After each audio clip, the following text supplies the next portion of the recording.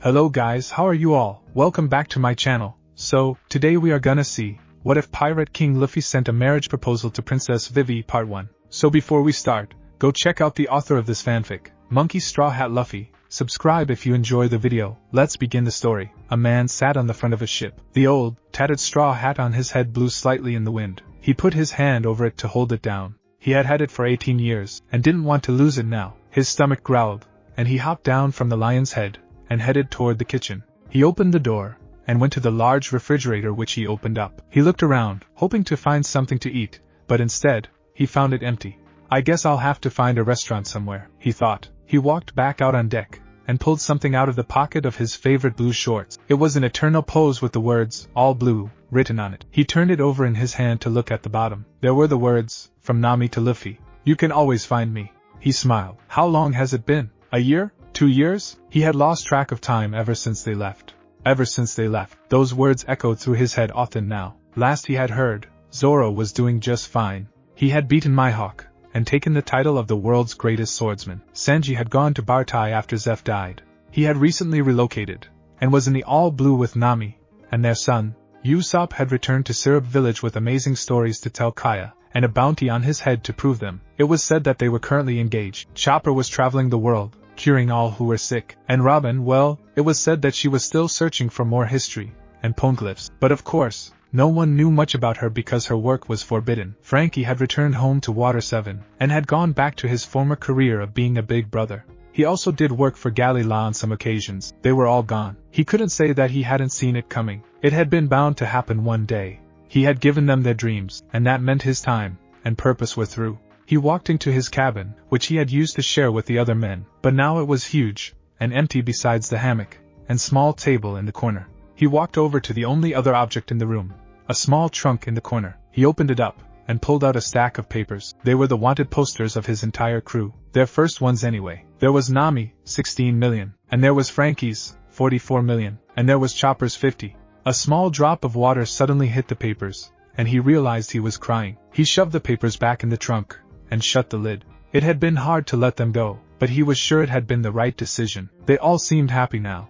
They were following their own course now, and trying to make a difference that would last forever. He walked into the sick bay. There were a few things of Chopper's left, a few outdated tools, an old discarded needle, and a couple of books. He picked up one of the books, and looked at it. It was one that Robin had given Chopper on his birthday 1 year. He smiled, and set the book down, and then left the room. He returned to the deck where he used the eternal pose to check his course. He was right on track so far. Food wasn't the only reason he was going to Bartai. He had been thinking of something lately, and he needed some advice on girls. And who was better for that than Sanji? What he had been thinking about was the promise he had made to a girl 8 years ago. Now that he had his dream, he needed to return to her. He had told her he had to leave, but that he would be back. Now it was time. The only problem was the bounty on his head. A princess didn't need to marry a pirate. That's what he was going to ask Sanji about. After all, a pirate king needed a pirate queen. "Mommy, Mommy," Nathan cried frantically, as he ran into Nami's study. "There's a big boat coming this way, and I think it's a pirate ship." Nami looked up from the map she had been drawing, and sighed. Being in the All Blue meant that many pirates came their way, as well as high-class citizens. And yet, it never ceased to amaze 5-year-old Nathan. "Look honey," Nami said, as she walked over to him, and gently stroked his short blonde hair. "This restaurant always has pirates coming and going. I've told you not to interrupt me." "But Mommy," Nathan said. His big blue eyes pleaded for her to let him continue. Gosh, why does he have to look so much like Sanji? Nami thought. Then to Nathan, "We've been through this before. Isn't it time for you to grow up and be a big boy?" "But Mommy, it's huge, but there's only one man on it, and he looks scary," Nathan cried. Nami gave a quiet sigh. She took Nathan's hand, and led him out to the main dining area, and toward the large front window. "Look, I'll show you that it's just another." Nami froze, as she recognized the ship, and the scary man. Then she immediately took off running toward the kitchen with Nathan running to keep up. Nami was fast. "Sanji," Nami cried, as she burst through the kitchen doors. "What is my sweet? Is something the matter?" Sanji asked, as he danced over to Nami with a trail of hearts following him. Nami was still not over the shock. "He's here," she gasped. "Who's back?" Sanji asked. He now seemed genuinely interested. "Luffy," she whispered. "That guy?" Sanji cried in alarm. He turned around to face the other chefs. "Guard the food." Everyone quickly began gathering the food, and putting any spare crumbs safely away. Sanji had never acted like this, and they were getting worried. Meanwhile, Sanji and Nami dashed out into the dining room. "Hey look, it's the chef," someone cried. The customers immediately began cheering and begging for attention. Sanji immediately forgot the current situation and the fact that he was married when he saw a pretty girl. He dashed over to her and grabbed her hand. "Can I get you anything, my dear?" he asked. Nami bonked him on the head, leaving a large knot. Then she dragged him out onto Barity's main deck. Nathan followed, wondering why his parents were so worked up over one ship.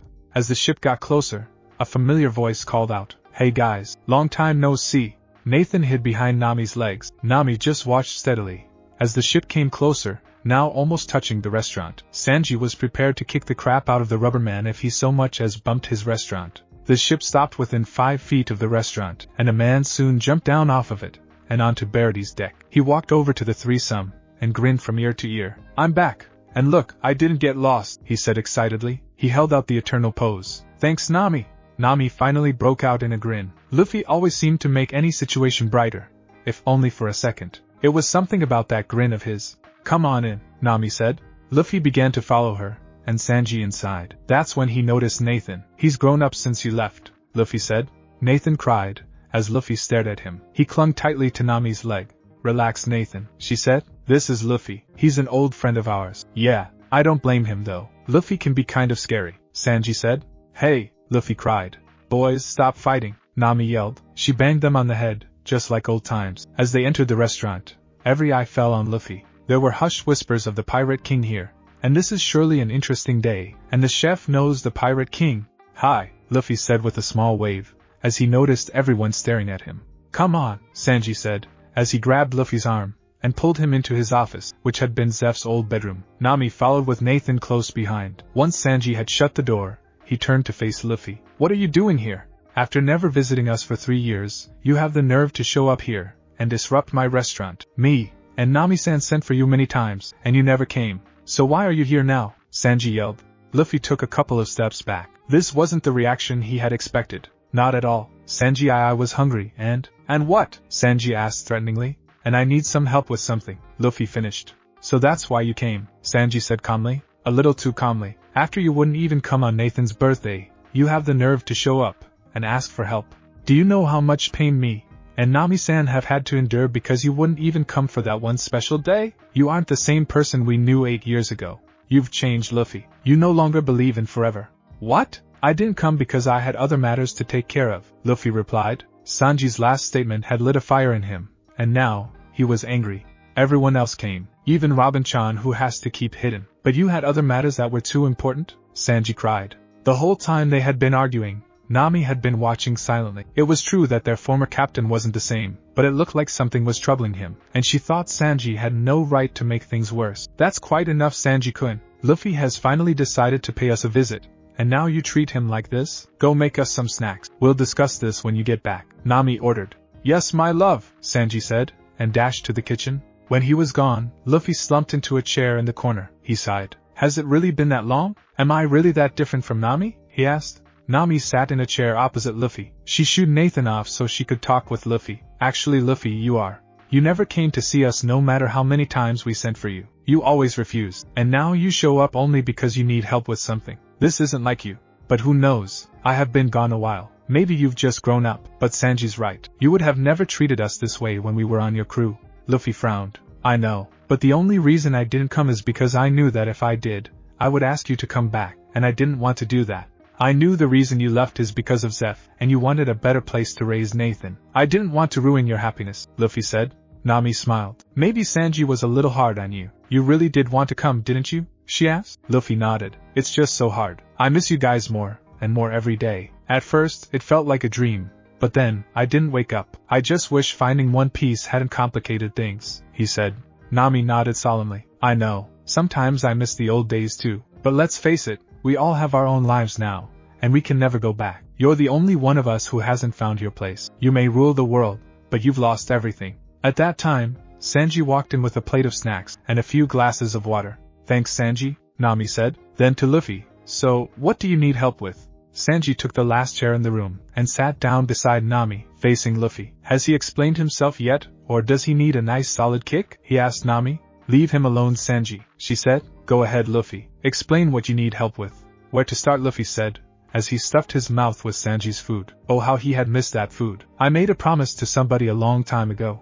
I didn't want to tell you guys because I didn't know what you would think. But now, I want to carry out that promise. There's only one problem. What is it? Nami asked. And what's the promise? Luffy took a deep breath. Okay, well, there's this girl, well, you know her, and I promised to come back for her one day. But now I have a bounty on my head, and she doesn't, so now I can't return like I said, so what do I do? Luffy finally asked. Nami and Sanji stared blankly at him. They had known him for 8 years, and they still didn't get him sometimes. They said in unison. Okay, fine, I'll tell you. Remember when we left Alabasta all those years ago, and I said I forgot something? He asked. They nodded, so he continued. I really went back to tell Vivi something. I told her that I liked her, but that we had to go our separate ways, but I told her I'd be back. Now I have a huge bounty on my head, and I'm the Pirate King. I don't want to go back to her if it means she becomes an enemy of the Marines. Nami and Sanji stared at him, wide-eyed. They had never thought that their former captain had been in love with the Desert Princess. Nami was the first to recover.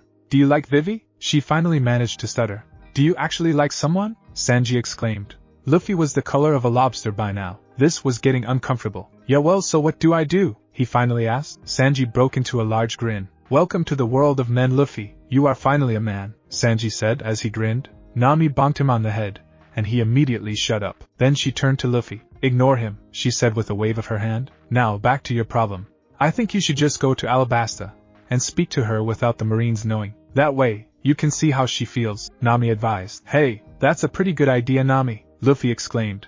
Ah, Nami-san, you're so cute when you know these things, Sanji said, as he fell out of his chair in excitement. A couple hours later, Sanji had supplied Luffy with a large supply of food, and Nami had given him the eternal pose for Alabasta from their last adventure with Vivi. Nami and Sanji watched Luffy finish loading up Thousand Sunny from the deck of Bartai. Are you sure you can find your way there? Nami called up to Luffy. Yep, you taught me a lot before you left. Oh, and I promise to visit more often. And tell everyone else I said hi if you see them. Luffy called down to them. Take care, Luffy, Sanji called. Thanks, you too, he cried back, and then he was gone. As he watched Bartai and the all blue fade into the distance, he made a mental note to return soon with Vivi. But for now, he had to focus on the matter at hand. Getting to Alabasta without any trouble, which of course for Luffy, was practically impossible. Vivi, it's been 8 years. You're 24, and I'm not getting any younger. I've tried to believe in that boy, but this is getting ridiculous, Cobra said. He was standing in his daughter's bedroom, confronting her after she had turned down yet another suitor. I've brought so many nice men to the palace, and you have turned them all down. At first I was patient, but now I'm through. That was a very nice man that you just turned down. And why did you turn him down? For a pirate that has yet to keep his promise. Father, Vivi said, as she turned away from the window to look him in the eye. Luffy will keep his promise. How can you say things like that? He saved our country, and I know he won't let me down. Besides, all of those men you have brought here were nice, but I didn't love them. Cobra sighed. Vivi, it is normally tradition that the princess or prince of Alabasta is married at the age of 18. I have been patient with you, and let that go for 6 years. But if anything happens to me, you will not be allowed to take the throne. The queen must marry before she takes the throne. But that's not fair. I love this country, and all the people. Why can't I rule over them? Vivi asked. It's the law that has been followed for years. I have no authority to change it. So, I am sorry to say that since you have refused all the men so far, I will have to arrange a marriage, Cobra said. But Vivi protested. No buts. You must be married. Now, Cobra said. When Vivi didn't answer, he began to leave the room. Before he did though, he spoke up. I already had it planned out. You will meet him tomorrow, and we will finish up the wedding plans then. The wedding will be in 1 month. Then he left. Vivi stood staring at the place he had been standing for a long time. Then, all of a sudden, she collapsed on the bed, and began to weep. Luffy, where are you? She thought, as she cried. Present, Nanohana. After a week of getting lost, getting chased by Marines, and getting sucked into several large storms, Luffy had finally made it to Nanohana.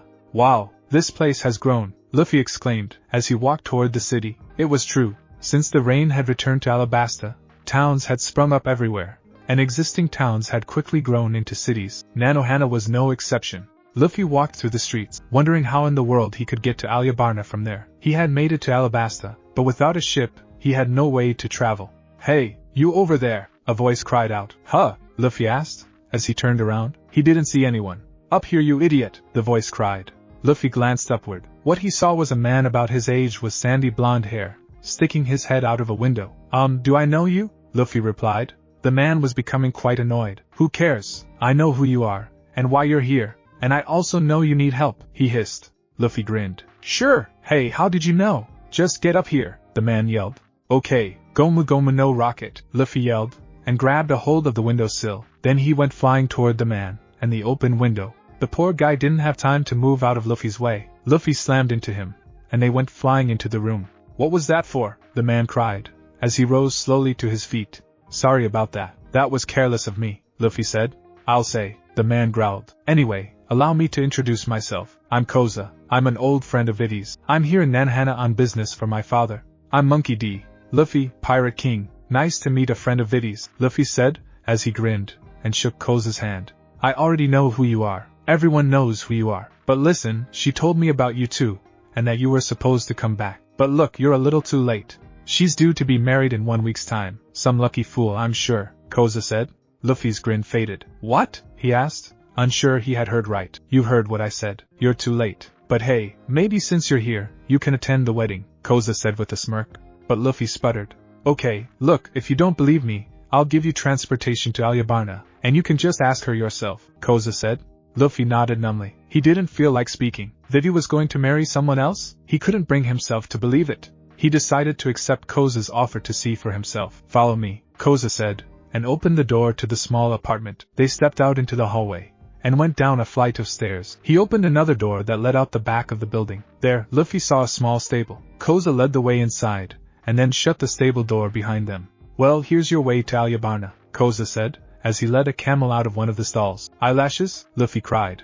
Yep, he came with me, and my horse. Why, I don't know, but he'll get you to Alyabarna, Koza said. He handed the reins to Luffy, and then left. Luffy watched him go, and then looked at the camel. So, long time no see. Will you let me ride you? I really need to see Vivi, Luffy begged. The camel grinned, and then allowed Luffy to climb on. They exited the stable, and were about to leave when Koza dashed out of the building. Wait, he cried. You can't just run around without any kind of disguise. Do you want to alert every marine in Alabasta that the princess is in league with a pirate? Well, no, I never thought about that. Thanks, Luffy called.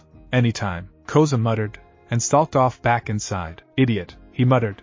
To the harbor, Luffy cried, and away they went. When they arrived at Sunny, Luffy told Eyelashes to stay there while he changed. He took off his straw hat so no one would recognize him. Then, he took out the cloak he wore last time he was in Alabasta. Robin had found it after his first fight with Crocodile, and had returned it to him when she joined. He put it on over his clothes, smiling at the familiar white circles lining the sleeves. He then tied the blue piece of cloth around his head, and set off. He carried his backpack with some fresh water, food, and his hat in it. He climbed back onto Eyelashes, and then they were off. To Alyabarna, Luffy cried, then quietly added, and to see Vivi, at Nanohana docks, that night. Destroy the ship. No one knows we are here. Got that? A man asked. Got it, boss, another man said. Soon, the ship they had arrived in was burned with no evidence that it had ever been there. Hey, what's the big idea? Do you think you can just burst into our harbor, and then set your boat on fire? A guard cried, as he ran up. The man called the boss said.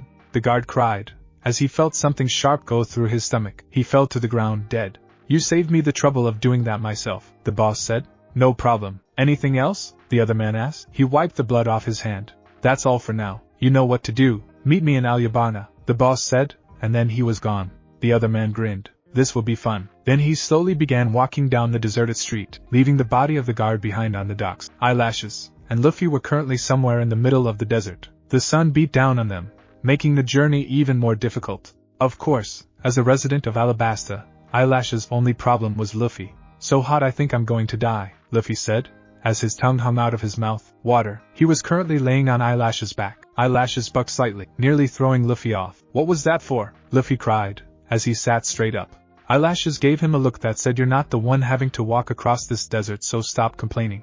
Fine, Luffy muttered, and lay back down. They had been traveling for 2 days without any sign of even a town or city. If what Koza had told him was really true, then Vivi's wedding was in 5 days. Can't you go any faster? Luffy cried. Eyelashes bucked once again, except this time, he succeeded in throwing Luffy off. He grinned mischievously, and took off running. Hey, get back here! Luffy cried, as he jumped up, and gave chase, spitting sand all the way. They soon stopped to catch their breath. By that time, they were both laughing at the other's pitiful shape. We sure look rough, don't we? Luffy said between gasps of laughter and air. He shook sand out of his hair. Eyelashes nodded in agreement. At that time, they both looked up, and suddenly noticed where they were. They were currently standing in the place where, according to Usopp, Chopper and him had pounded the Mr. Four pair, which, of course, was right outside of Alyabarna. Wahoo! We made it! Come on! Luffy cried, and took off running. Eyelashes quickly followed. As they climbed the giant set of stairs, Luffy noticed that they were no longer alone. The stairs were packed with tons of people. Luckily, none of them seemed to recognize Luffy. When they reached the top, the streets were even more packed than the stairs had been. Luffy and Eyelashes made their way over to one of the many vendors that lined the streets. Excuse me ma'am, I'm new around here. Can you explain what's going on? Luffy asked a woman at the nearest stall. Oh, a newcomer are you? Well, the princess is soon to be wed. In 5 days in fact. You came at a great time. So, would you like to buy some apples? She asked with a cheery smile. No thanks, but thanks for the information, Luffy replied, and walked off. He and Eyelashes headed toward the palace in silence. So it is true, Luffy thought. Vivi really is getting married, but maybe I'm not too late. Maybe I can still stop her. When they arrived at the palace gates, Luffy turned to face Eyelashes. Well boy, thanks for bringing me this far. But now we have to go our separate ways. I hope we see each other soon, Luffy said. And with that, he disappeared into the crowd, not giving the poor camel a chance to follow. He slowly made his way through the crowd, always keeping the palace in sight. When he got to the back, he cut through the crowd until he reached the palace wall. Well, up and over, he said as he looked up. He stretched his hand and grabbed a hold of the top. Gomu Gomu no rocket, he cried, and went flying over the wall. We have an intruder, a nearby guard cried. Oops, Luffy said quietly. As the guard and several others gave chase, Luffy took off running. He heard gunshots and ducked around a corner of the palace, which led him to the eastern side. Don't let him get away, the head guard cried. Luffy suddenly stopped. He had realized that the guard should recognize him, and that maybe he should just try to talk to them. He turned around to face them, the blue cloth now covering his face. Grab him, the guard cried. Wait, Luffy cried. He held up a hand. Now the guards were able to see his face. Still, without his straw hat, they didn't recognize him. Instead, they kept advancing cautiously, just in case this was a trap. Luffy quickly saw his plan wasn't working. Hey, don't you guys recognize me? He asked nervously. The head guard eyed him suspiciously. You sort of look familiar, but still, your face doesn't ring a bell, the guard said after a moment of thought. But I saved your country once, Luffy stuttered. He was trying to think of what to say in order to keep from being impaled with those long spears they were all currently carrying. Nice try. But the only people who save our country are our king and princess. The only other person to ever help us was the guard said, but Luffy cut him off. Me, he finished, as he pulled out his hat, removed the blue cloth, and placed it on his head. Monkey D. Luffy, Pirate King. The guards dropped their spears in shock. It's really him, they gasped. Luffy grinned. So are you gonna let me in or not? He asked with a smirk. Right away, sir, the guard stuttered. Minutes later, Luffy was standing in the palace's main hall. No one but the guards knew he was here. He had made them promise not to tell anyone. He had said it was to protect Vivi, and in a way, that was true. He slowly began climbing the huge stairway. He knew where he was going. He knew exactly where Vivi would be. Anytime someone would walk by, he would duck and hide, which was harder than it looked considering all the guests and wedding planners. Finally, he found the room he was looking for. It was a room that Vivi had shown him while he was here last. He was the only one who knew about it out of his crew. His crew. Those words still brought a pang to his heart. Luffy slowly pushed the door open and found it dark. He saw a small amount of light coming from the other side. He grinned. He had found her. He entered the room and quietly closed the door behind him. Then, he soundlessly walked across the room and through the set of glass double doors on the other side. When he walked out on the balcony, he found it deserted. Confused, he looked around. Suddenly, he felt someone grab him and hold a knife to his throat. Hey, he cried out, surprised. He heard someone gasp from behind him. He felt them release him and heard the knife clatter to the ground. He turned around, and his face immediately brightened. Vivi, he exclaimed happily. She took a deep, shaky breath before speaking. Luffy-san, she said quietly. It's good to see you, Vivi. It's been a long time. Too long, Luffy said. She smiled. Luffy-san, it's so good to see you too, she said. Hey, you don't have to keep calling me san, you know, Luffy said with a pout. Oh, she said, surprised. But it would be rude of me not to. After all, I'm guessing that you are here as a guest for my wedding. I'm so glad Pell gave you the invitation. Huh, what are you talking about? I came here to see you again, and to keep my promise, Luffy said. His frown deepened as he slowly began to realize the truth. Vivi was truly getting married. She frowned. Then suddenly she grabbed him and dragged him inside, shutting the glass doors behind her. When they were inside, she lit a candle and then turned to Luffy. I'm sorry to be rude, but if my fiancé found out I was talking to you, she trailed off. as her gaze fell to the floor. Luffy detected a hint of sadness in her eyes. "What's this crap about a wedding?" Luffy asked calmly. "So you really don't know? Pell didn't find you?" Vivi asked. Luffy shook his head. Vivi sighed. "Sit," she said, as she motioned to a chair to her right. When Luffy had taken a seat, Vivi sat in the chair beside him. She turned to face him. "Luffy-san, I really don't know where to start. About a month ago, my father told me I had to marry. He arranged for me to meet this guy. We met, and ever since, we have been planning our wedding. 5 days from now, I will be married. I'm sorry, Luffy-san, but you're too late. But you can still be a guest at the wedding, I'm sure." "Too late?" Luffy asked coldly. "Too late? It's never too late. Please don't yell," Vivi begged. "After waiting on you for 8 years, I really began doubting you would ever come. And that is why I did not argue with my father over my arranged wedding. And after I met Kelvin, well, he was such a nice guy." "Nice enough to replace me?" Luffy asked, no longer able to conceal his anger. "Did you forget about us? Just because I've been gone a while you never forget your promises." "Luffy-san, please," Vivi pleaded. "No, this is all wrong. I love you, Vivi," he cried. "Stop," she begged. Luffy was starting to scare her, especially the half-crazed look in his eyes. Suddenly, the door burst open. A tall, brown-headed man walked in. "What's going on here? Is there something wrong, Vivi dear?" he asked. "Oh, nothing," Vivi stammered. The man noticed Luffy. "Who's he?" he asked suspiciously. Then he noticed how shaken Vivi looked. "Has he hurt you, Vivi-chan?" "No, just a little disagreement, that's all," Vivi said, trying to avoid any more fighting. The man walked over and stood in front of Luffy, whose eyes were shadowed by his hat. "If you do anything to hurt her, I'll make sure you get what's coming," he hissed in Luffy's face. Luffy looked up at him calmly, a little too calmly in fact. "And who are you?" he asked. "I'm Kelvin," the man replied. Luffy suddenly grabbed his shirt collar and lifted him off his feet. "So you're the one who took Vivi?" he said accusingly. Kelvin's eyes were calm, even if he was literally terrified. One look at Luffy told Kelvin that he was capable of anything right now.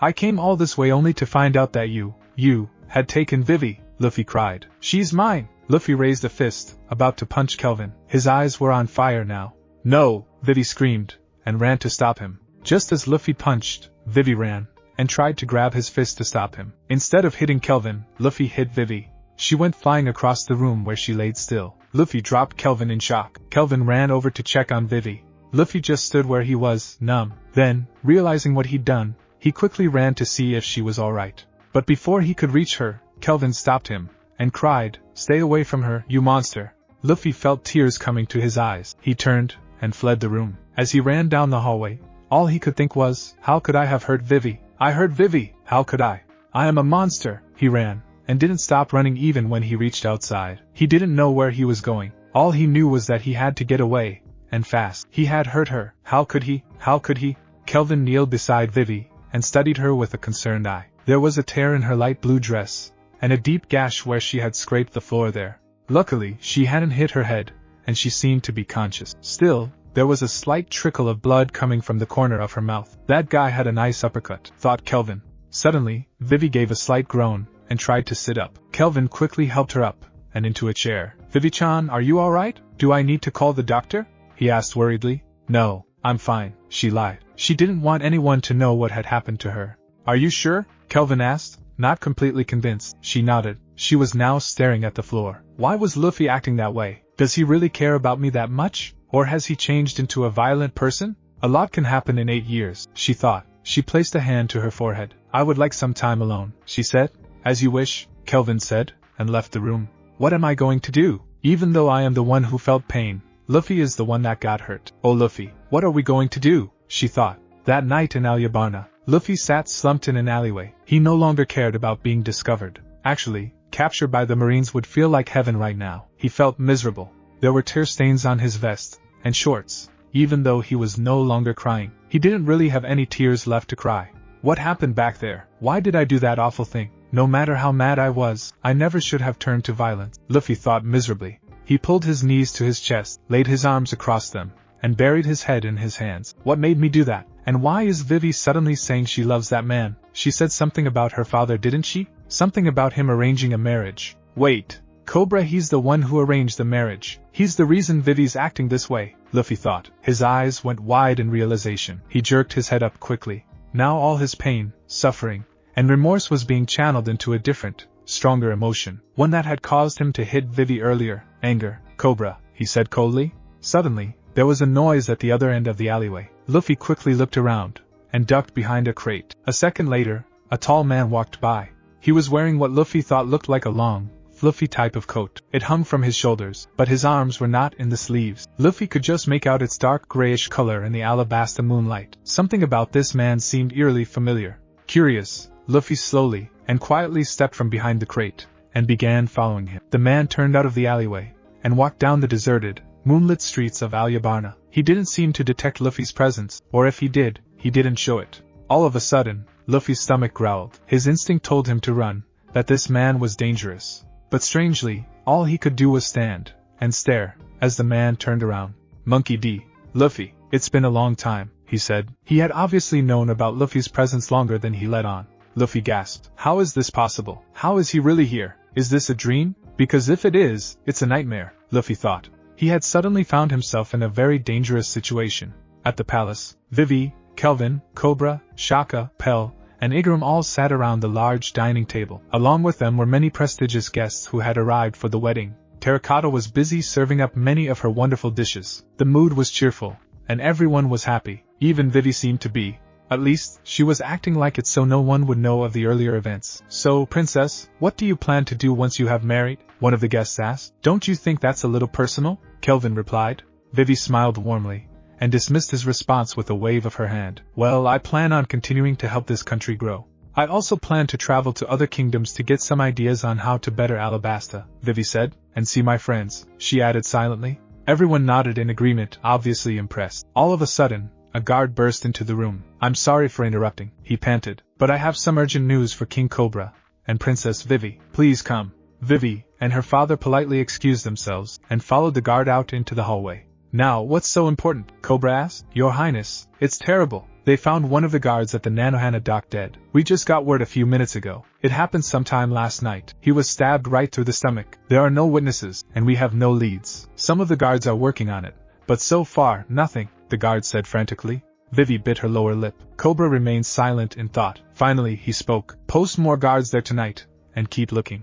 I want whoever it was stopped before anyone else is hurt. I don't know who it was or what they wanted, but until we know if they are a serious threat, I want the whole country to double their guards. Reassure the people though, and tell them not to be worried. Now, if you will excuse us, we have some guests to attend to. As you wish, sire, the guard said. He bowed, and then left to carry out the king's instructions. Come along, Vivi, and don't look so worried. Enjoy yourself. This should be a happy time for you, Cobra said, and then led the way inside. Everyone watched them as they took their seats. Cobra spoke. It was just a small issue. Forgive us for being so rude. We will not be interrupted again. Now, who wants seconds? As the dinner continued, Vivi tried to act happy, but with the day's earlier events, and now the murder of an innocent guard, it was getting harder and harder to act calm. It seemed that once again, the princess was going to have to carry more than she could handle. Except this time, she would have to carry it alone. What am I going to do? She thought miserably. Surprised? The man asked Luffy. Luffy's reply was his mouth falling to the ground. Crocodile. What are you doing here? He finally managed to ask. Crocodile grinned,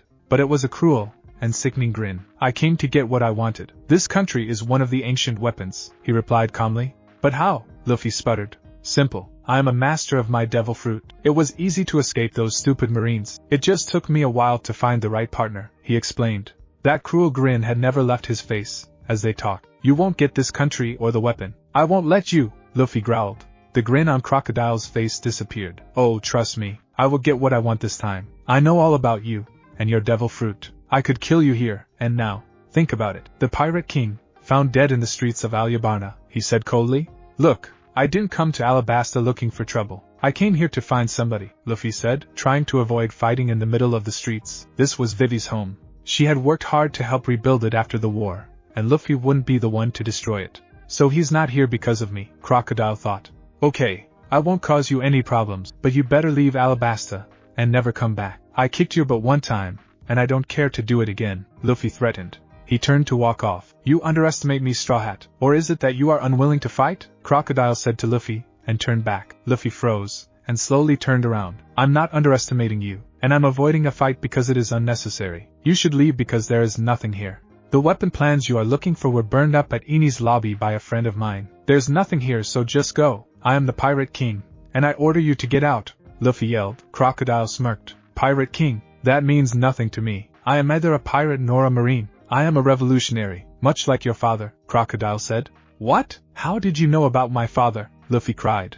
Monkey D. Dragon. He's quite popular with the Marines. I ran into him once, a long time ago. But that's not the point. The point is that me and him aren't so different, Crocodile said. Shut up. My father is nothing like you, Luffy yelled, as he ran at Crocodile with his fist raised. Luffy had met his father once, and he was nothing like the monster standing in front of him. You'll never learn, Crocodile muttered, as he turned to Sand and appeared behind Luffy. He didn't attempt to strike him though. He sensed that there was something different about Luffy. He seemed older, like something had happened that had shown him life wasn't all fun and games. Luffy turned to face Crocodile. His breathing was heavy, and his hat shadowed his eyes in the moonlight. Something is different about you, Crocodile said. He was now more curious than anything. Perhaps the boy could serve some purpose. I am different. I'm different because I'll never let someone like you beat me ever again, Luffy cried. Suddenly, Crocodile disappeared, and appeared in front of Luffy. He grabbed him by the throat, and lifted him up until he looked him eye to eye. There was no mistaking it now. Something had happened that had taught this boy a hard lesson. Those eyes weren't so shiny and full of life as they had been. Now they reflected loss and sadness. Why are you here alone? Crocodile asked. Luffy sighed. I didn't have anyone to come with me. My crew left me a long time ago, Luffy said quietly. The hurt was all too apparent in his voice. He couldn't hide it. He refused to look Crocodile in the eye when he said this. Crocodile dropped him on the ground where he sank to his knees without looking up. Life has been hard on you, Crocodile said quietly, almost to himself. There was almost a trace of sympathy in his voice. But of course, that was expected. After all, crocodiles knew what loss and hurt could do to you. He himself had once had a dream that he had lost. Now all he wanted was power. Maybe this boy could be useful. Luffy didn't speak. I'll make you an offer, Straw Hat. Come work for me, Crocodile said. Get back at those who have done you wrong. Luffy looked up. Cobra, he thought to himself. Then he stood up and gazed steadily at Crocodile, a man who he had once hated, but now, strangely, he considered his offer. But he had to be cautious. Why would you think anyone has done me wrong? Luffy asked cautiously. I know these things so you might as well explain, Crocodile said. Luffy gave a deep sigh. Nefertari Cobra, he muttered. The king, Crocodile said. If the kid kills the king, then my job will be easier, Crocodile thought. Then to Luffy, I'll give you until tomorrow to think about my offer. Meet me at the western side of the palace at noon. With that, he turned to Sand and was gone. Luffy stared at the spot where Crocodile had been standing, and thought of the conversation. Should he team up with him? It could be his opportunity to do something about Vivi, or it could be his downfall. Was it worth it? That was the question. Meanwhile at the palace, Vivi pulled on one of her old cloaks. It was the purple one she had worn when she had traveled with the Straw Hats. She took one last look around her room, and then picked up her bag. She opened the window, and threw down a rope. She pulled the hood down over her face, and then slipped out the window. Karu was waiting for her in the courtyard. Something is up in this country, and I'm going to find out what it is. The guard was murdered because he saw something he wasn't supposed to. I'm sure of it, she thought, as she rode through the courtyard, out the palace gate, and then out into the streets of Alyabarna. A man walked down the crowded city streets. He had to hurry, and make his 12 o'clock appointment, or there would be serious consequences, more specifically death. His face was covered with one of the Alabasta headpieces, and he wore one of the long, navy blue cloaks. He was practically invisible, which was just what he wanted. He rounded the corner, and headed toward the western palace gate. The sun was in the center of the sky. 12. Right on time, he thought. Meanwhile in an unmarked alley, Luffy sat in an alleyway. He had pulled his cloak and headpiece on, and for the most part, people had left him alone. He had barely slept since his encounter with Crocodile. As crazy as it sounded, he was actually considering his offer. I've got nothing else to lose. Vivi doesn't love me anymore. My crew has their own lives. Just like Nami said, I've lost everything.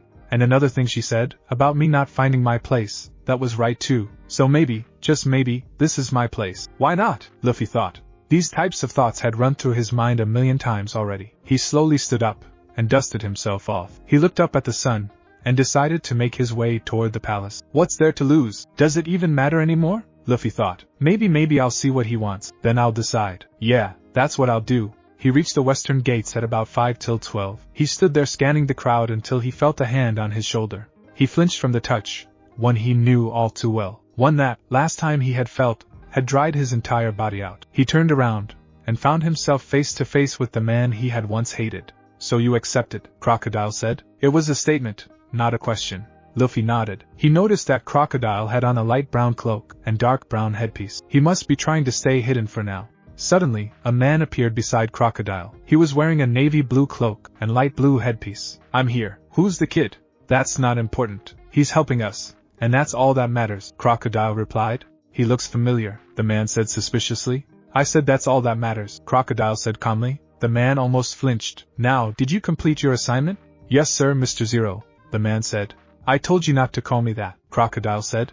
Yes, boss, the man said. He was holding his ground fairly well after recovering from his earlier comment. Still, we need code names. You both will refer to me as boss. That's all anyone needs to know. You, he said, indicating the man, will still be referred to as Mr. One. Mr. One, aren't you the one that fought Roronoa Zoro? Luffy asked cautiously. He knew better than to mention the humiliating defeat. After all, Mr. One had lost to swords, and he was made of steel. The man frowned. Yes, he muttered. Yeah, I remember you, Luffy said, attempting to break the awkward silence. Enough, Crocodile interrupted. Now your first assignment will be somewhere in the desert. Vivi rode across the scorching desert. Having lived here her whole life, the heat didn't bother her at all. Instead, her mind was focused on the murder of the guard. Her instincts told her this was no common criminal. The murder had been intentional, and if she had learned one thing from Luffy, it was to always trust her instincts. Karu, we should be approaching Nanohana soon. When we do, I need you to stay outside of the city so I won't attract attention. I don't need my father to come after me,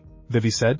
Karu quacked in response. They finished the journey in silence. Karu found a small oasis on the outskirts of Nanohana. When Vivi had made sure he was fine, she then headed toward the city. She was careful to cover her face with her headpiece so as not to be recognized. She slowly walked through the town. Nothing seemed to be out of place. Life was going on like no one had been murdered. In a town like this though, she guessed one person didn't make a difference. She suddenly heard a commotion in the next street over. She took off running without hesitation. This could be important. When she arrived on the scene, she found a large crowd gathered around a group of palace guards. She pushed her way through the crowd until she could see what the guards were doing to attract so much attention.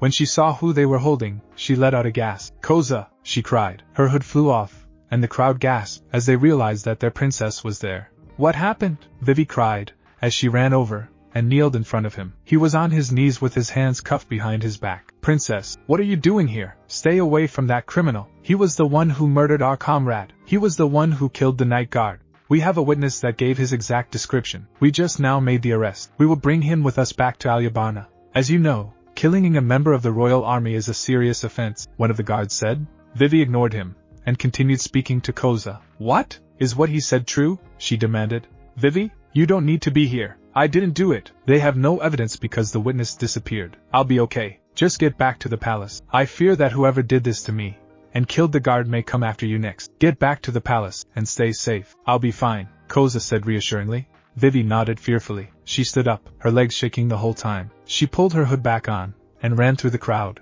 looking back the entire time. Koza, she said quietly, you stay safe too. She soon reached Karu. To Alyabarna, she said, and hurry. Koza may be right about them coming after me next. If they get me, my father will do whatever they say. I can't let that happen. Karu quacked his approval and ran faster. No one was going to take Vivi while he was there. It was a quiet, clear night. A lone figure could be seen walking down Alyabarna's main street. He wore a cloak and headpiece to fight off the nighttime coolness. There was a hat perched on top of the headpiece. 3 days. 3 days until Vivi is married, thought Luffy. But who cares about that? I have something more important to do, he reminded himself. He gently touched the sheathed dagger in his left pocket, and thought back to earlier. Earlier that day, Crocodile had led Luffy and Mr. One to a small, empty building in one of the many side alleys in Alyabarna. Once he had made sure they were alone, and taken off his cloak, he had begun to speak. So, now we have 3 members. We all know what we're supposed to do. Our main objective is to gain the power of Alabasta, and then one of the ancient weapons. Our first mission is to take out the king. That is where you come in, he said, indicating Luffy, who nodded. What have I done? Luffy thought. I'm in, and now there's no way out. And now, but no, this is my decision, and there's nowhere else to go. He focused on Crocodile once more. Here, take this, and when the clock strikes 10, go to the palace. They should let you in. Once you are inside, go straight to the king's room. He should be there relaxing before bed. Get rid of him, and then meet us here tomorrow, Crocodile said, as he handed Luffy a dagger. Luffy reached out and took it. He dropped it in his pocket and nodded. He didn't allow the other 2 to see his hands shaking as he did so. That is all, Crocodile said. Luffy took this as a sign to leave, and didn't hesitate to leave. What am I going to do? He thought as he walked out. Shut up, another part of his brain said. Look at what that man has done to you, And look at what he's done to Vivi, he deserves this. Unfortunately, this was the side that won. Luffy grinned, as his darker side surfaced once more. This might be fun. Once Luffy had exited, Crocodile turned to Mr. One. You know what to do, the princess will be returning soon, don't miss her, he said. Das Bones nodded, and then left. My plan will not fail because this time I do not have to hide, Crocodile thought. He went to the small cabinet on the other side of the room, and opened it. He took out a bottle of wine, and drank slowly. His day was off to a good start. Unbeknown to Luffy, Vivi was returning from Alabasta around 1. Das Bones was waiting about 3 miles off of Alyabarna. As Karu came charging through, he was there. He ambushed the duck and girl, and took them to an unmarked location, and awaited Crocodile's further instructions. Present time. Luffy had not come to his senses yet. There were too many emotions that he held inside that were causing him pain, and this was bringing out the worst in him. No matter how happy people could seem to be, everyone had a dark side. Luffy arrived at the palace only to find the same guards he had met the other day on duty. They waved as they approached him. If you're here to see the princess, she's away right now. We think she went to Nanhana, but that hasn't been confirmed. Still, her father isn't worried yet. She does things like this all the time, one of the guards informed him. Luffy was actually surprised. He had been expecting her to be there, but oh well. This just made his job easier. Thanks guys, I'll just leave her a note. And remember, I was never here, Luffy said, and entered the palace. He walked down the nearly deserted halls, avoiding guards the whole way. He soon realized he had no idea where the king's room was. He heard the footsteps of the guards closing in. If they found him, he was done for. He quickly bolted down the hallway, and into the closest room he could find, and quickly shut the door behind him. He exhaled a breath he hadn't realized he'd been holding. He slumped against the door, and finally looked at his surroundings. He was in some kind of bedroom that was well lit, and the doors on the opposite side of the room were open. Luffy cautiously stood up, and walked across the room. He pulled out the dagger, and unsheathed it. Suddenly, someone grabbed him from behind. He nearly dropped the dagger when he felt the sensation of cold metal against his neck. You again? An all too familiar and disgusted voice said. Kelvin, Luffy said in disgust. He could feel his anger slowly rising. He ducked beneath the sword Kelvin was holding to his neck, and spun around to face him. Any trace of happiness or fear he had had earlier had now been replaced by those of hatred and disgust. His eyes were cold and hard. What are you doing back here? If you brought that dagger to finish Vivi off, then you've just found yourself in a fight, Kelvin said. He pointed his sword threateningly at Luffy. This has nothing to do with you or her, so just let me go, Luffy cried. Then what's that for? Kelvin asked, indicating the dagger. I told you, stay out of this. This has nothing to do with you, Luffy replied angrily, losing his patience. All he wanted was to get out of here. Well, regardless, you can't be up to anything good, you monster, and that's why I can't allow you to leave, Kelvin said. He ran at Luffy, and swung his sword, attempting to slash open his chest. Luffy easily jumped back, and avoided the attack. If it was a fight this guy wanted, he would soon regret it. Kelvin gritted his teeth. He ran at Luffy once again, except this time he jabbed the sword toward Luffy's heart. Although Luffy had no idea how to use swords or any other type of sharp objects, he instinctively raised the dagger to counteract Kelvin's attack. The two objects met with a resounding clang. Kelvin jumped back. He had never felt strength like the kind this guy had. He had held off his sword with that small dagger. Luffy grinned like a maniac. He had finally realized how to use a dagger. He placed it in his right hand, and stretched his arm back behind his back. Gomu Gomu no pistol, he yelled, and brought it forward, dagger first. Kelvin jumped back just in time to dodge the attack. He now realized that this man truly intended to kill him. Luffy pulled his arm back into place just as Kelvin ran toward him. Kelvin swung his sword in a sideways motion, but was once again countered by Luffy's dagger. Luffy grinned again. He had just found out how he could beat Kelvin. Any last words? He asked. Like you could kill me with that thing? Kelvin said with a nervous laugh. In truth, he knew that he could easily be killed. This is all wrong, he thought. I'm a member of the Royal Guard, and I can't beat a simple pirate. He suddenly cried out, my only words are this. If I can't defeat a pirate, then I might as well be dead. He brought his sword down, as hard as he could, towards Luffy's head. Luffy, who had seen this coming, ducked, and rolled to the side. Then he stood up, and swung his stretched arm with the dagger in hand, towards Kelvin's chest. It entered with a sickening sound, and Kelvin dropped to the floor. Luffy snapped his arm back into place, and walked over to Kelvin. He reached down, and pulled out the knife. I'll be needing this, he said. He then began walking away, leaving the dying man on the floor. He opened the door, his hand dripping with blood. When he exited the room, his adrenaline was still pumping. He had just made his first kill. Any hint of his old self was now gone, replaced by a man with the intention to kill. He still wore the same maniacal grin. Cobra, he said quietly. He took off down the hall, not caring who saw him. After running for a few minutes, he came to 2 large oak double doors. They looked important, so he pushed them open and walked cautiously inside. It was some kind of sitting room, although he couldn't make out much in the dark. There was another, smaller set of doors across the room. Luffy walked over and pushed them open. What he found was a large bedroom with a lit candle on a small desk in the corner. "Luffy?" a surprised voice called out. "It's good to see you. You've grown up quite a bit." Luffy quickly shoved the dagger and bloody hand behind his back as he recognized the voice. "King Cobra, it's been a while," he said coolly. "What are you doing here? I hadn't heard any word of it." "I'm sorry I can't offer you more than a place to stay. If you had sent word," Cobra said, but Luffy cut him off. No. I came here just for a visit. I didn't want to start anything big, with me being a king and all, so I kept it a secret," Luffy said with a small smile. "That's right, isn't it? You have done quite a bit since I last saw you. You really have made something of yourself," Cobra said with a warm smile. The smile almost made Luffy rethink what he was about to do. Almost. He walked over toward the bed, and then with a quick movement, he had the dagger to Cobra's throat. Cobra looked shocked at first, but then quickly regained his composure. "What is the matter, Luffy?" he asked calmly. "Don't speak. I've been sent to kill you. When you die, you will still not know who sent me." "They sent me because of what you have done to me," Luffy whispered in Cobra's ear.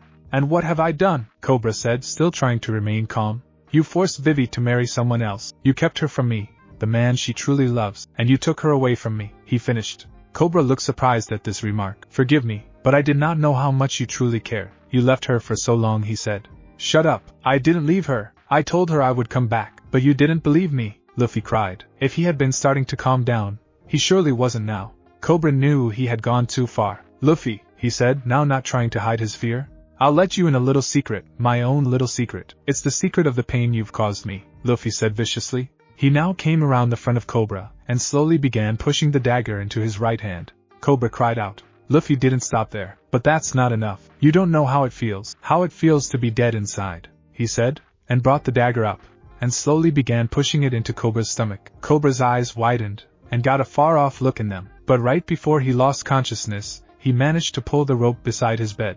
Luffy grinned that same insane smile, as he finished pushing the dagger in. His hands dripped with blood. Just as he stood up and prepared to leave, guards suddenly swarmed into the room. They saw their king laying in his bed with a dagger in his stomach, and then Luffy with blood on his hands. "Grab him! He injured his majesty," one guard cried. They all surged toward him. Luffy knew it was over, and he began laughing like a maniac. "Your king is dead," he cried just as the tranquilizer hit him, and he slipped into a world of darkness. Vivi now sat in a cold, hard stone cell, somewhere around Alyabarna. She didn't know exactly where, but she did know how she got here. Earlier, Vivi had been riding back from Nanhana, deep in thought. She was being as cautious as she could, and heeding Koza's words, and besides, she figured she could trust Karu to keep watch. Suddenly, and seemingly out of nowhere, there had been a blinding sandstorm. Karu had stopped. As Vivi held up a hand to shield her eyes, she yelled to Karu to follow her, as she hopped off, and headed in the direction she thought was right.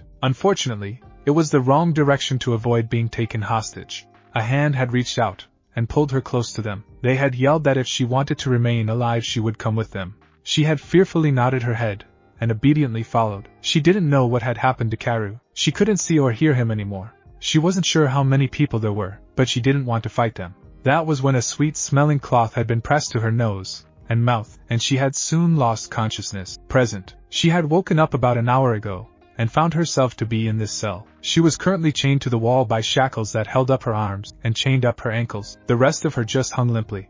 "Father," she whispered, "at the palace." "King Cobra, sir, get help from someone," one of the guards that had stayed behind cried.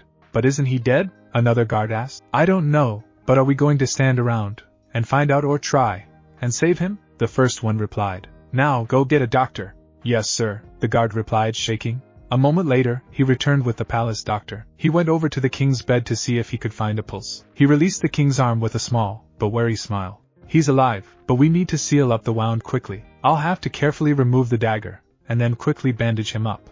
If I do it right, he should heal in a couple of weeks. Now I need you to get a cloth, some warm water, and clean bandages," the doctor ordered. The remaining guards quickly ran from the room to collect the items. They returned in a couple of minutes with the needed items. The doctor carefully removed the dagger, and used the warm water and cloth to clean the wound, and cut down on the bleeding. Then, he removed the king's shirt, and cleaned the wound that way too. Then, very carefully, He bandaged it up to stop the bleeding. He turned to the guards. "I'd like to keep an eye on him if that's alright. I want to make sure he doesn't get any worse. There may be some damage inside that I haven't seen yet," the doctor said. "That's fine. We'll keep guards posted at all possible instances, so you'll be safe. We have a feeling that the boy might try something else," the guard said. "Isn't he locked up?" the doctor asked nervously. "Yeah, but just to be safe," the guard said, and then left. At that moment, the king woke up. He sat up and looked around. "Where's Luffy?" he asked. "Your Majesty, you shouldn't be stressing yourself so much. Your wound, it will," the doctor said, "but was cut off by Cobra." "I'm fine," he insisted. "Where's Luffy?" "I'm afraid I don't know who that is, sir," the doctor replied. "It's that kid." "Well, he's not a kid anymore, but that man that was in here before you came," Cobra explained impatiently. "The guard?" the doctor said, confused. "No, the one who stabbed me," Cobra replied. "But sir, why would you want to see him?" the doctor asked in alarm. "He saved this country once, and I want to apologize to him," Cobra said. "What? But he tried to kill you," he cried. Cobra held up his hand to silence him. "It wasn't his fault. It's something I can't explain right now, but I hurt that boy more than you'll ever know, and it wasn't his idea. He was sent by someone." "Sent by dash." But the doctor was cut off by the same guard bursting through the doors at that time.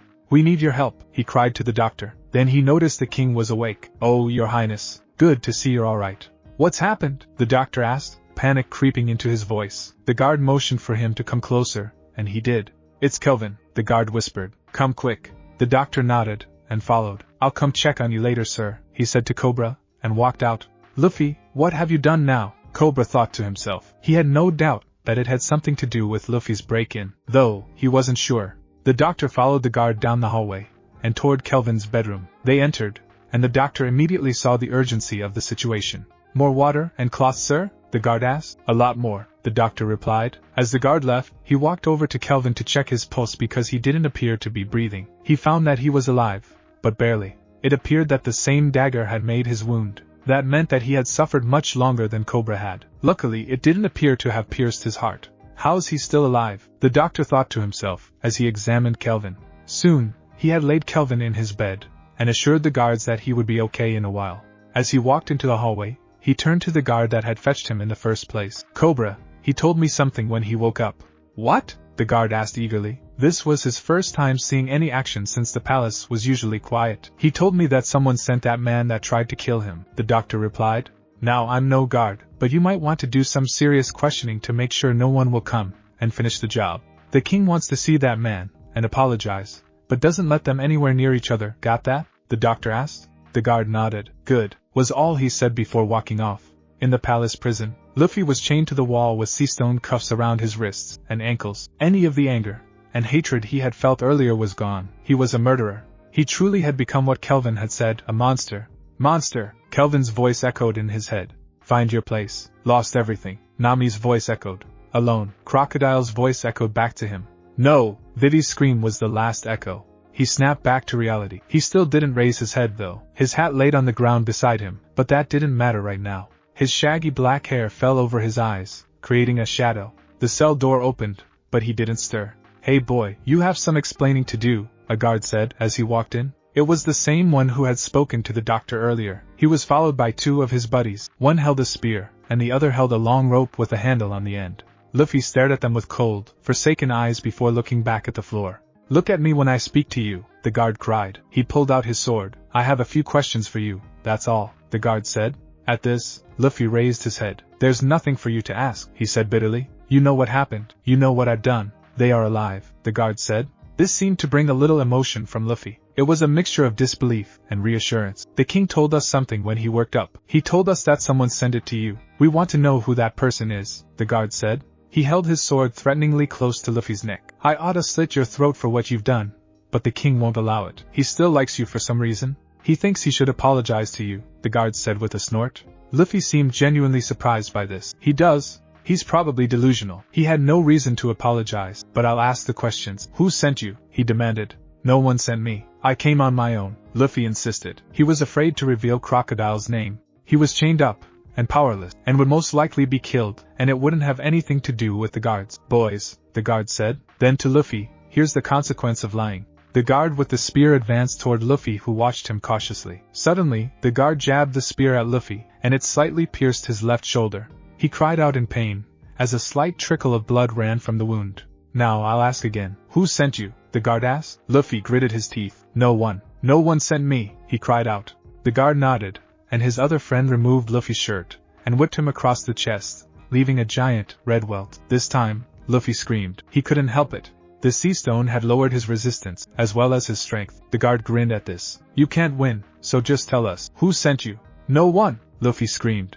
This time, the guard took his sword and slashed down the length of the welt, opening it up and making blood pour out of it. Luffy screamed in sheer agony. If he had thought the welt was bad, this was 10 times worse. The questioning went on like this for a while, and each question brought the same result. When the guards got tired of hitting his front side, they unchained him from the wall and hit his back. Finally, after what seemed like hours, they left. They didn't bother chaining him back up. He wouldn't be going anywhere, and they knew it.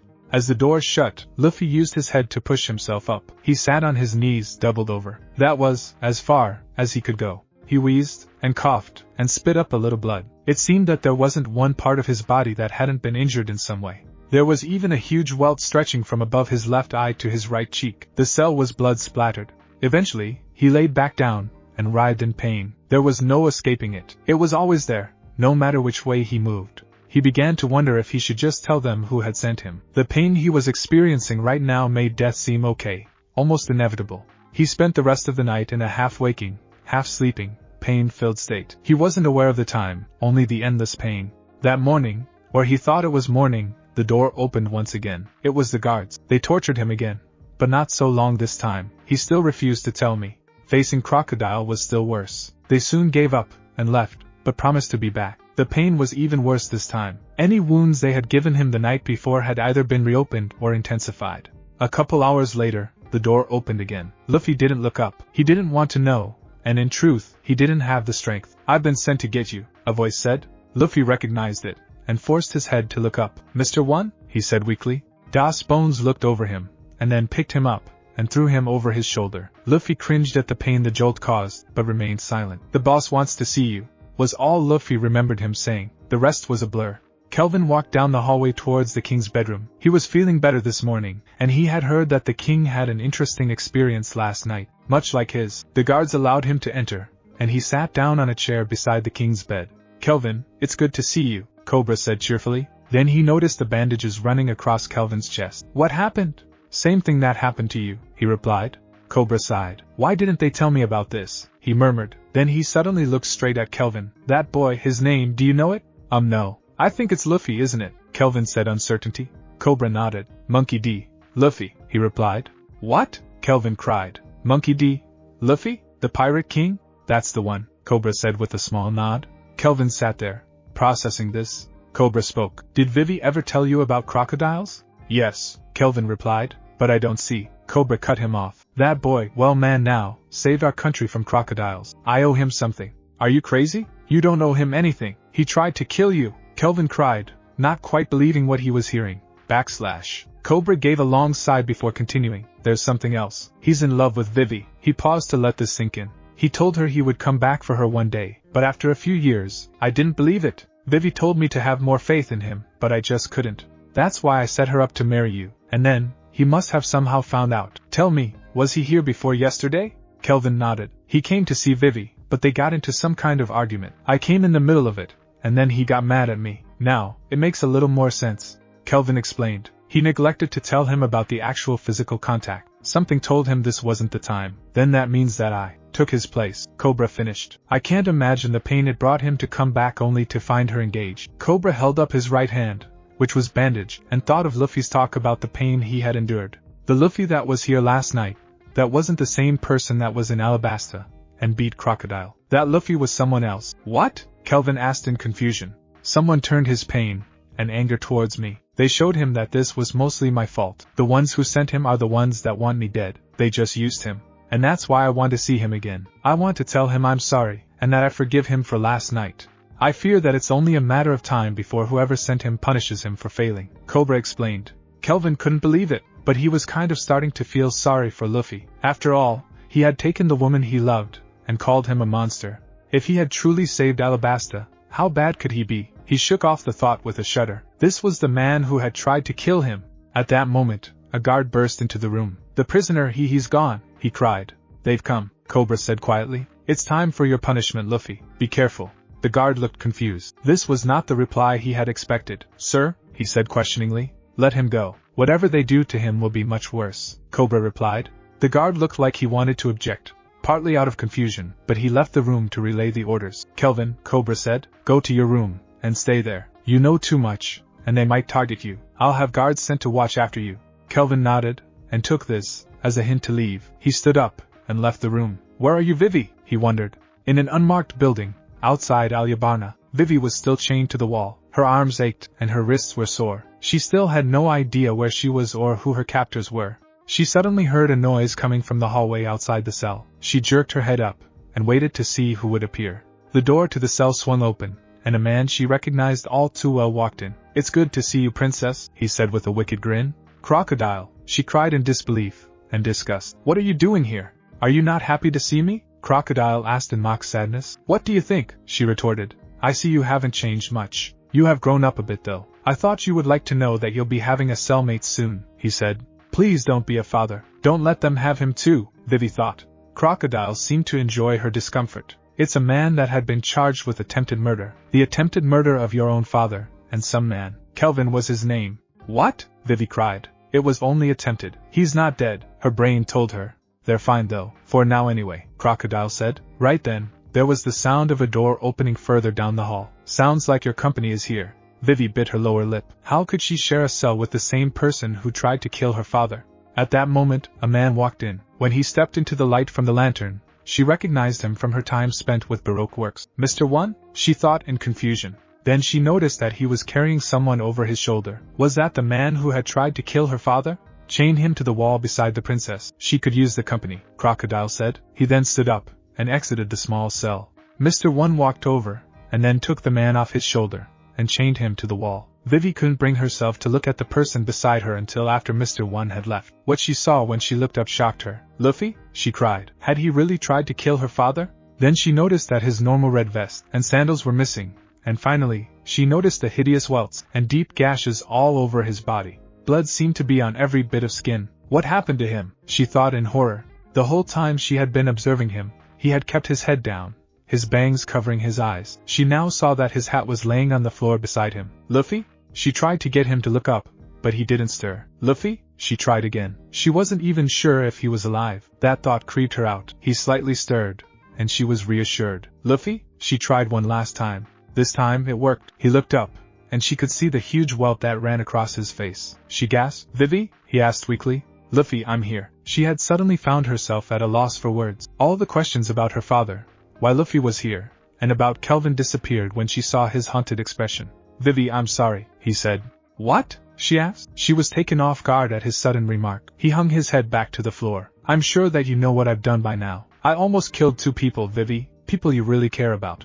I helped the monster to try and take over your country, and now, because of me, he'll probably succeed. Now that I've failed their mission, I know they'll kill me. I'm no use to them anymore. I'm sorry for letting you down. I am a monster, but one thing, when I told you I loved you, I meant it. Even now when I know you don't love me, I still love you. Death won't change that, Luffy said. Vivi felt hot tears well up inside her eyes. Don't say things like that. I do love you, and you won't die, she cried. Then quietly, you can't die. You can't leave me. I'm sorry, but it won't be long now. Thank you for telling me that you really do care about me. I'll die knowing someone still cares, Luffy said calmly, and yet sadly. Please, please don't say things like that, Vivi begged, as the tears flowed freely down her face. I've accepted my fate, he said simply. Vivi bit her lip to stop herself from sobbing. There were footsteps from down the hall. Luffy smiled sadly. Have fun at your wedding, if you can stop Crocodile. It sounds like my time has come. Luffy, please don't go, Vivi begged. He looked up at her, and his smile melted her heart. How could I have hurt him so much? It doesn't matter how long it would have taken. I should have had more faith in him. But now it's too late, she thought. The door to the cell opened. That sea stone should have weakened you by now, plus the torture you have already endured, Crocodile said, as he slowly approached Luffy. Do you want to know the consequences of failing? He asked Luffy. Luffy looked him straight in the eye. Death, he said calmly. Vivi struggled to break free, but it was in vain. Are you ready? Crocodile asked. Luffy looked over at Vivi one last time. Goodbye, Vivi, he said. He smiled, and then turned to face Crocodile. I'm ready. Crocodile grinned evilly. Do you remember how it feels to be impaled? He asked. Then he took his hook, and rammed it through Luffy's stomach. Luffy's eyes went wide, and he gasped for air. Crocodile pulled out his hook. The blood from the deep hole in Luffy's stomach spilled onto the floor, and a bit splattered on his hat. "Luffy!" Vivi screamed in sheer horror. Crocodile laughed wickedly, as Luffy's body went limp. The chains held him against the wall. "Goodbye, Straw Hat," he said before turning to Vivi. "Let's go, Princess. We have a little appointment to make, and you don't want to be late for your father, do you?" He removed the chains and threw her over his shoulder. "Luffy!" she screamed, as Crocodile dragged her off from her bleeding and dying friend. That afternoon, Cobra was sitting in his bedroom, thinking about all the events that had happened. Vivi was still gone. Luffy had disappeared. Something was up, but he didn't know exactly what. He let out a deep sigh. It bothered him not knowing what was going on. There was a small noise outside his window at that time. He looked over in that direction, but all he saw was the wind blowing the curtains. The doctor had said he needed fresh air, and had opened them. Guards had been posted, so he had nothing to worry about. Right. Suddenly, he knew he was wrong. A little sand blew in through the window, and then more and more. As it blew in, it began to take the form of a human. "It can't be," Cobra thought in alarm. The sand finally stopped pouring in, and it finally solidified. "Cobra, it's been a while," Crocodile said. "Crocodile," Cobra said in shock. "You remember me then," Crocodile said with a smirk that clearly stated who was in charge. "How could I forget?" Cobra said dryly. "What do you want?" "I just need your help with something." "Come with me," Crocodile said. "No, I don't know what you're trying to do, but I won't help you. Kill me if you like, but I'll never help a man like you," Cobra cried definitely. "Oh, I wouldn't be so sure," Crocodile said. He walked over and pulled the curtain back. Cobra gasped. Outside on the balcony stood a man, but that wasn't what made him gasp. The man was holding Vivi up over the courtyard. One of his hands covered her mouth so she couldn't scream, but her fear was all too apparent in her eyes. They had taken her peacock strings, so she had no way to protect herself. "Vivi!" Cobra cried. "Now, what is your answer?" Crocodile asked. Cobra ground his teeth in frustration, as he looked down at his bed. "If I don't go with him, he'll kill her. But if I do go, it's untelling what he'll have me do," Cobra thought. He finally made up his mind. "I'll go," he said in a defeated tone. "I thought you would see things my way. You wouldn't want your precious daughter dropped just like the two guards," Crocodile said. At this, Cobra's eyes widened, but he didn't speak. Crocodile turned toward the balcony. "Bring her in, Mr. One. We have work to finish." Mr. One nodded, and brought Vivi inside, and dropped her next to her father's bed. She gasped for air. "Come," Crocodile said. Cobra stood up on shaky legs, and walked after Crocodile. Vivi stood up, and followed, helping to support her father. Mr. One walked close behind them, and, as they exited the room, when the guards tried to stop the small procession, Mr. One threatened to kill the king and princess. As they continued walking, Vivi and Cobra talked in hushed tones. "Father, what are we going to do?" Vivi whispered. "I don't know, Vivi. I'm in no shape to fight, and I refuse to let you. Right now, let's just go along with them so no one gets hurt," Cobra replied. Vivi nodded, but her fear had only increased. If her father didn't know what to do, then who would? As they passed Kelvin's room, a guard cried out, and Crocodile grabbed his throat. "You will keep quiet, and no one will know of this," Crocodile said. The guard fearfully nodded, and Crocodile set him down. Unfortunately, Kelvin had heard the cry. He ran out into the hallway, sword drawn. That's when he noticed Vivi with Mr. One holding his finger, which was a blade, to her neck. "Let her go," Kelvin cried. Despite his previous injury, he charged at Crocodile and Mr. One, intending to take them head on. "Kelvin, stop!" Vivi screamed. Reluctantly, he did so. "But Vivi, why?" Kelvin asked. "Hurt? I don't want anyone else to get hurt," she cried. "Like Luffy," she thought to herself, and immediately felt hot tears. She pushed the thought away quickly. "Please, please. I don't want anyone else to die." "You heard her. Just go back in the room," Crocodile said. Kelvin looked painfully at Vivi, but then reluctantly did as she asked. They continued their journey until they reached a flight of stairs. Crocodile turned to face them. "There are many people crowding the streets of Alyabarna, ready for the princess's wedding. I am going to announce that I am holding the both of you hostage. Cobra, you will command them to obey my wishes. Once the Marines know I am here, they will come after me. That's when you will command the royal guard to fight them. Got that?" Cobra nodded, and Vivi timidly agreed. They made their way up the steps, and arrived in the upper courtyard. They walked over to the wall surrounding it, and Mr. One produced the Den Den Mushi from his pants pocket, and handed it to Crocodile. Meanwhile, he still held Vivi tight while Crocodile took the king, and stepped forward. "Citizens of Alabasta, your king has returned," Crocodile said. The many people flooding the streets turned their heads toward Crocodile's in curiosity. As some of the people recognized him, there were gasps and cries of "Sir Crocodile?" "And I thought he had been captured." Crocodile smirked as he saw the panic begin to spread. "I have Cobra and the princess, so do not try and stop me. He looked at Cobra, as if to say, now, all of you, listen to what he has to say. I don't want anyone getting hurt. Cobra cried into the den mushy. You heard him. You must do as I say. If not, well, Crocodile said, as he motioned to Mr. One to bring Vivi forward. Crocodile forced her onto the wall before him. She will be the first to go. The crowd gasped in alarm. Vivi was afraid they would try to storm the palace and be killed. Please, listen to my father. No one should have to get hurt. We'll be fine, she called out to them. This seemed to comfort them a little.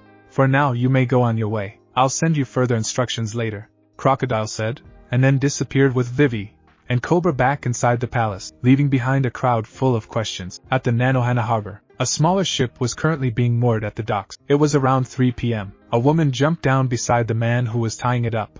Are you done yet? She asked impatiently. Almost, my sweet, the man replied with a heart in his eyes. Flashback. 2 days after Luffy's departure from Bartai, Nami had received the daily paper. The headline had been about Vivi's wedding with a man named Kelvin. Concerned, she had discussed it with Sanji that night, and they had decided to travel to Alabasta to see what was up, and to see Vivi. They had left Nathan in the care of the other chefs, and set off. Present. Now, here they are in Nanohana after 8 years. Sanji finally finished tying up the ship, and they left. Wow, this place sure has grown, Nami remarked, as they strolled through the town. It has, Sanji agreed, as he glanced around. Suddenly, a man ran smack into Sanji. Nami gasped, as they fell to the ground. Sanji stood up, and dusted himself off. Watch where you're going, crab jerk, he said, as he glared at the man on the ground. It's good to see you too, Arrow Cook, the man said, as he stood to his feet, and smirked at Sanji's bewildered expression. Marimo? Sanji gasped. Zoro? Why are you here? Nami asked. She was just as surprised as Sanji. The same reason you are, Zoro said with a shrug. To see Vivi? Nami asked, confused. If you mean to see her wedding, then yeah. She sent me the invitation by that bird guy Pell. But the thing is, when I run into the city, I always end up back at the docks, he replied. Nami shook her head at his last remark. Then she addressed the first part. You got an invitation? We came here because, well, it's complicated. Let's just say that someone else besides that Kelvin guy wants to marry Vivi, Nami said. And another thing, didn't you see what other ship was docked in the harbor? It was Thousand Sunny. That means that Luffy's already here. The last part she said to Sanji. We better find him. It's untelling what he's done, Sanji said.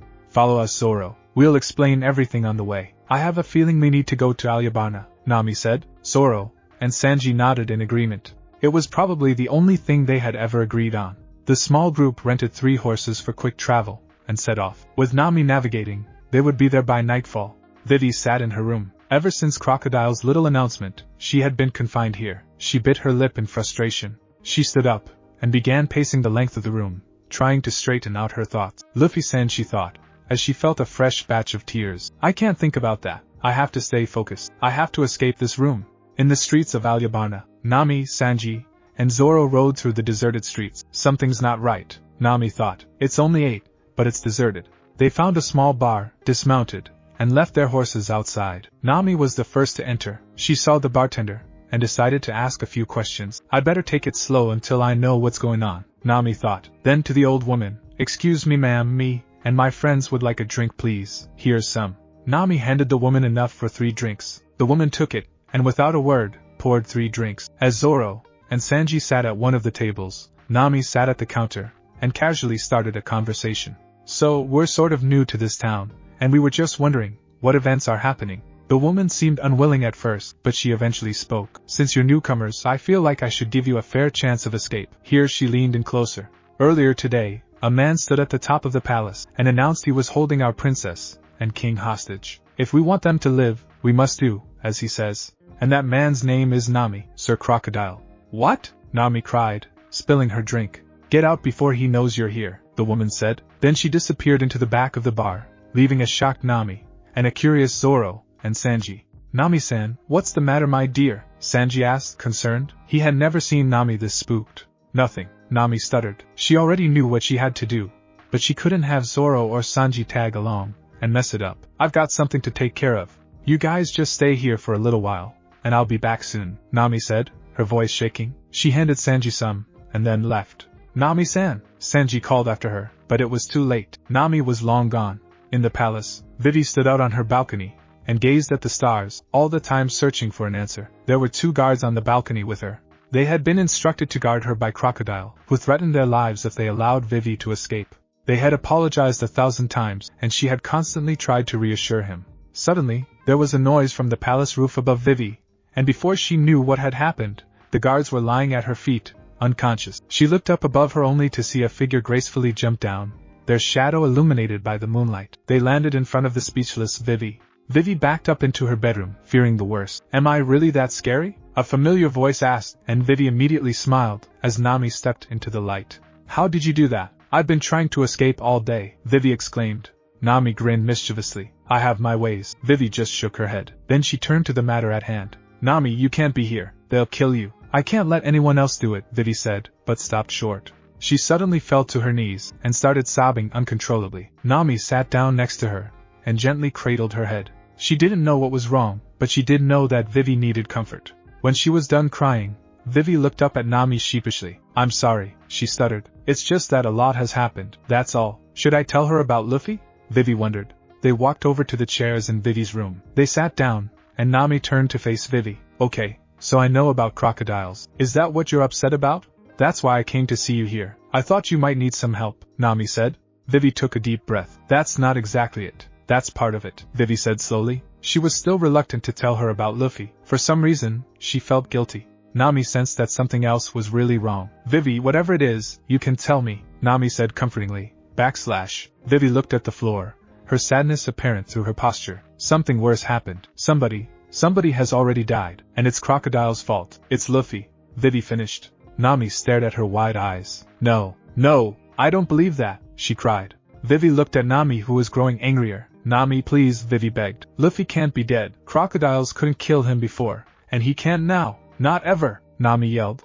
"Please stop," Vivi cried. Nami looked surprised at Vivi's outburst. She sank back into her chair, breathing in deeply to calm herself. She realized what Vivi must have already gone through, and decided not to push the case further. "I'm sorry, Vivi," Nami apologized, partly ashamed. Vivi sighed. "It's okay," she replied in a way that suggested it wasn't okay at all. "But there's still something else." Nami looked surprised at this. What else could have happened? Vivi took a deep breath before continuing. "Luffy, he tried to kill my father and my fiancée 2 nights ago," Vivi said with difficulty. This was the first time she had admitted it out loud, and it only made the reality worse. Luffy had really tried to kill her father. Nami stood up, her hair shading her eyes like Luffy's often did. Her back was now to Vivi. "Vivi, I'm sorry, but I just can't believe that. Luffy would never do that," Nami said slowly and calmly. She turned to face Vivi and looked her straight in the eye. "Luffy isn't that kind of person," she yelled. As Vivi looked into Nami's eyes, she saw something else besides anger. It was a look pleading with Vivi to tell her it wasn't true, to tell her that Luffy hadn't really done those things. It pleaded with her to say that she had been wrong, but of course she hadn't. "Nami, I wish I could tell you that you were right, but I can't. It was him, and there's no changing that. Nami, he was working for Crocodile," Vivi said, lowering her voice and looking at the floor when she said the last part. She couldn't look Nami in the eyes. Nami sank to her knees. Vivi saw a single tear fall from her eye. How could he go so far?" she said quietly. Now it was Vivi's turn to comfort her. Vivi could never remember seeing Nami cry, even if it was only a teardrop. Nami looked her in the eyes. "Tell me more," she said. "I want to understand." So that's what Vivi did. They sat in her bedroom, and Vivi told Nami everything that she knew.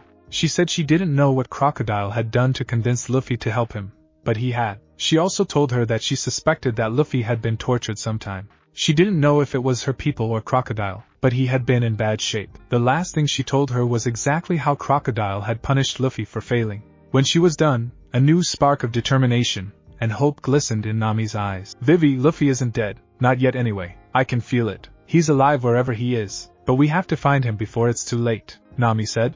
"Nami, you've heard what happened to him." There's no way. Vivi started to protest, but Nami put her hand up and stopped her. "When I have a feeling like this, I'm never wrong." "Now, where was Crocodile holding you, and Luffy?" Nami asked. Vivi was still not sure what to say. How could Luffy possibly be alive? But if there was a small chance he was she going to let him die? "I'm not exactly sure. The first time he took me there, I was knocked out.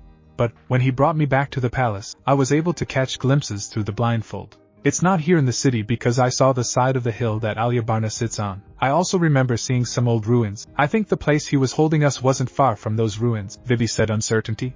Nami actually broke out into a smile. "I know exactly where you're talking about, but it won't take me long to find him," she said. She stood up and walked toward the balcony. When Vivi didn't follow, she turned around. "You coming?" she asked. Vivi shook her head sadly. I'm sorry, but if I come, Crocodile will harm my father. I'm sure of it. Once you find out something, come and tell me, Vivi said, then quickly added, good or bad. Nami nodded, and then turned to leave once again. Wait, Vivi called, as she was about to step outside. Change your mind? Nami asked, as she turned around. Vivi shook her head, as she dashed over to her dresser. I have something for you, she said, as she rummaged through the drawers. Someone found this when the war was over.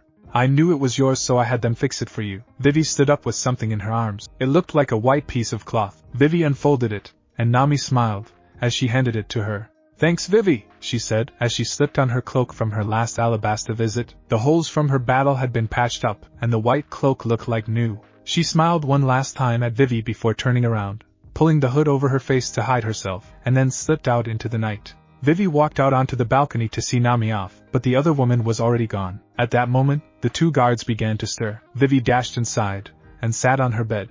One of the guards walked inside, appearing to be in a daze. He looked around the room, and then at the blue-haired princess sitting on her bed. Princess Vivi? He asked uncertainty, almost like he didn't believe she was there. She smiled. Oh, hello, you fell asleep, and hit your head. I was going to wake you, but I figured you might need the rest, Vivi said sweetly. Oh well, thank you, princess. We'll be out here if you need anything, he said, and then returned to his post. Vivi breathed a sigh of relief. Be careful, Nami, she thought.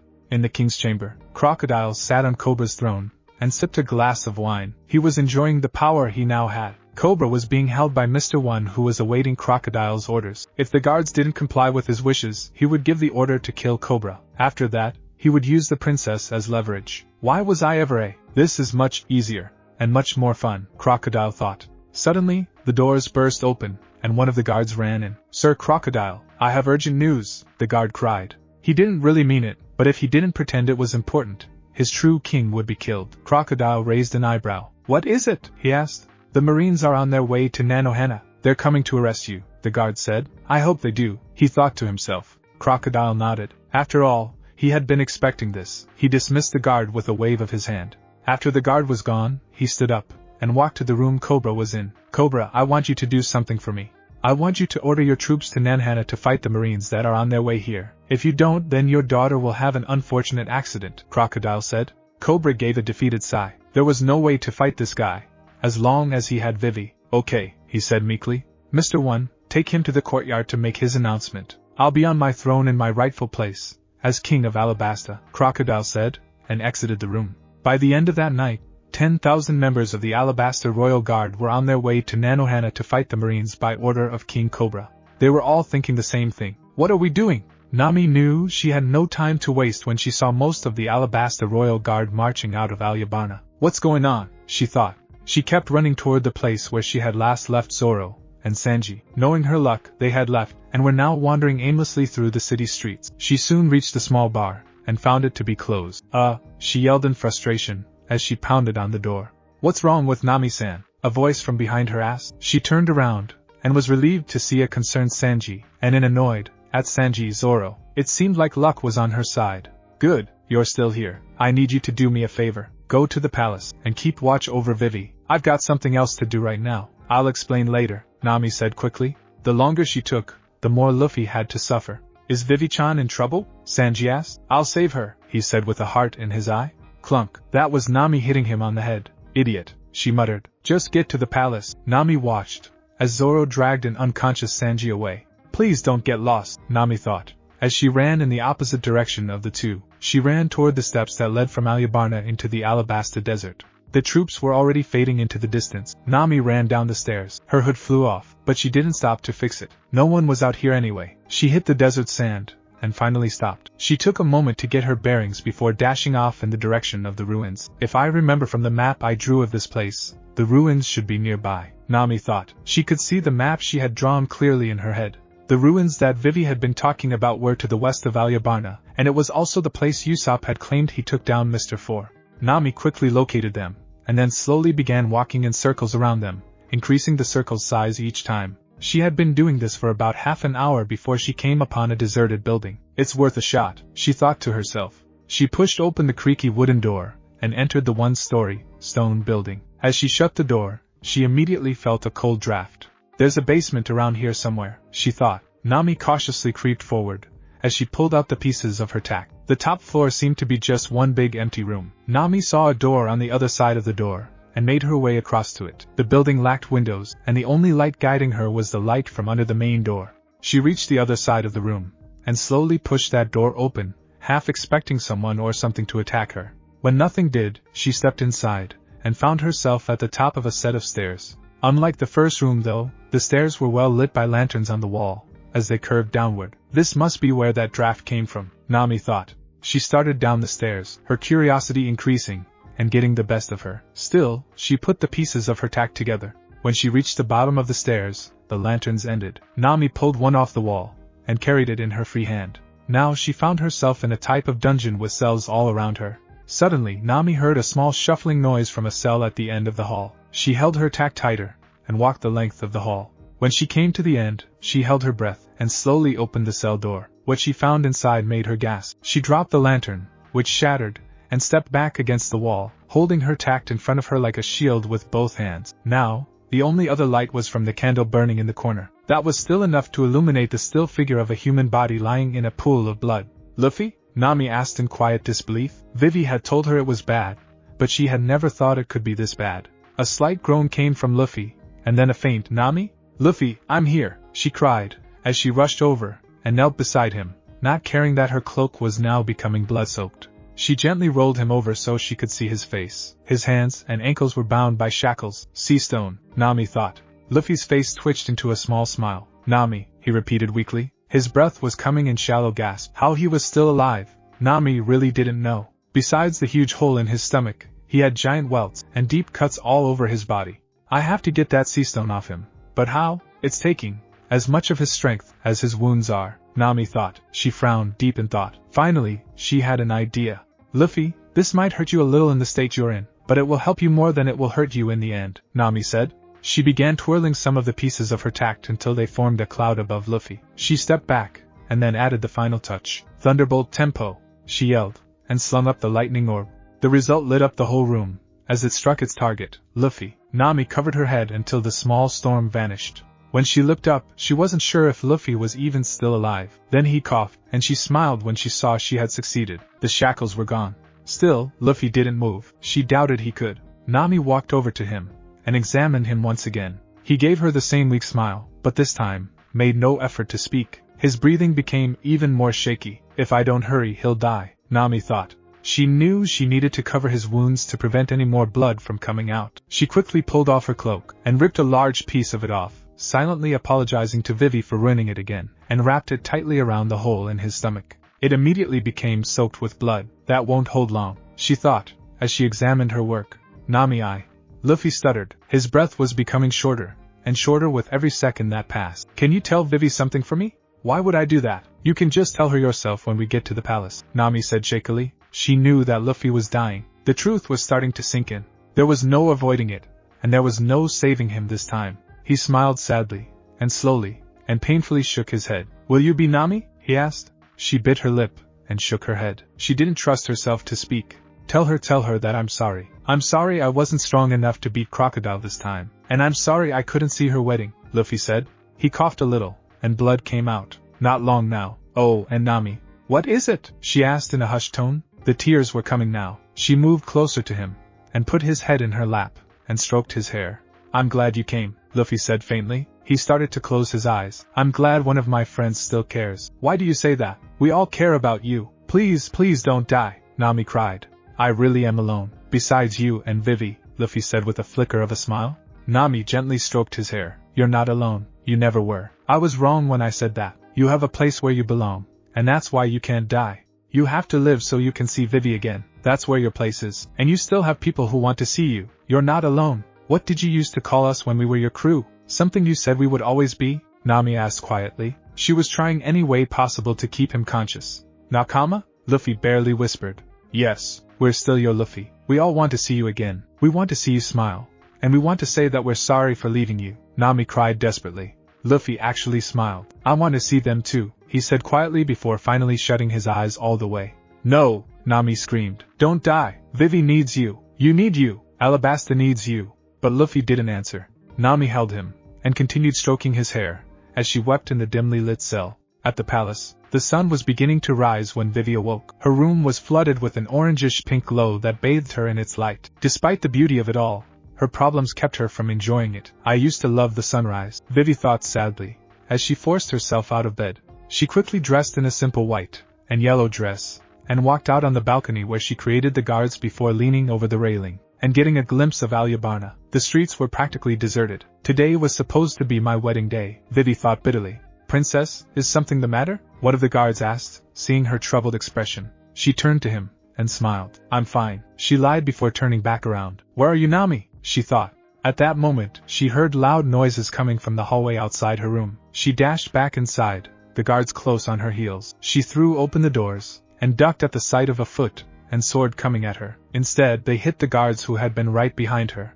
Vivi-chan, I'm so sorry. Are you hurt? A familiar voice asked. Despite everything, Vivi broke into a smile. Sanji, she cried happily, as she hugged him. This, of course, caused Sanji to practically blossom hearts. Arrow cook, Zoro muttered, as he sheathed his sword. What was that? Sanji asked, immediately serious. Nothing, Zoro replied. Vivi then noticed the unconscious guards, and immediately dragged Sanji and Zoro inside her bedroom, and shut the door. What are you doing here? She hissed. Vivi-chan? Sanji said questioningly. Her sudden mood change had thrown him off guard. What's the matter? Shh, Vivi shushed. She pushed them both onto the bed. Crocodiles will kill you, and those guards you knocked out if he finds out about this. And trust me, he will. Calm down, Vivi. Do you honestly think we would be that careless? Zoro asked. Vivi sighed, and slumped to her knees, defeated. I guess not. But still, you've got to get out of here, she pleaded. Nami sent us, and I have to listen to her. I can't leave. Me, and are supposed to watch over you, Sanji said.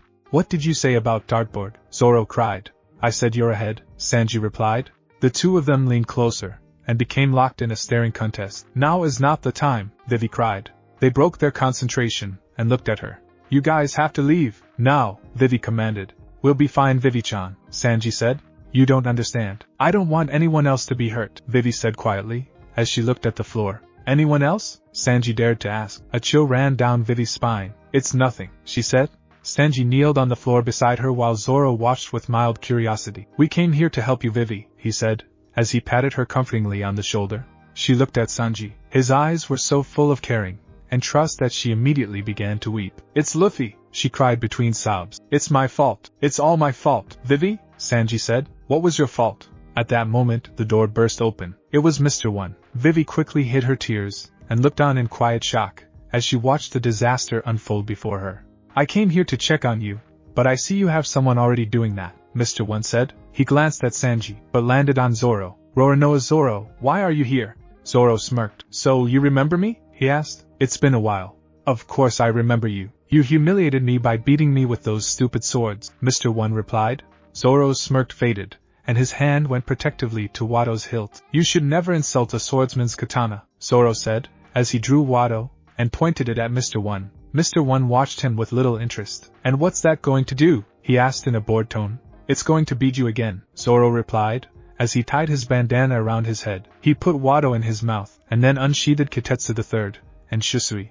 Sanji, you and Vivi need to get out of here. Fine, Nami. Sanji started to protest, but Vivi quickly stopped him, and they fled out through the main doors. Ready? Zoro asked. Mr. One nodded. He didn't care that the princess had gotten away. She wouldn't get far. Besides, this was his one chance of redemption, and he planned to win.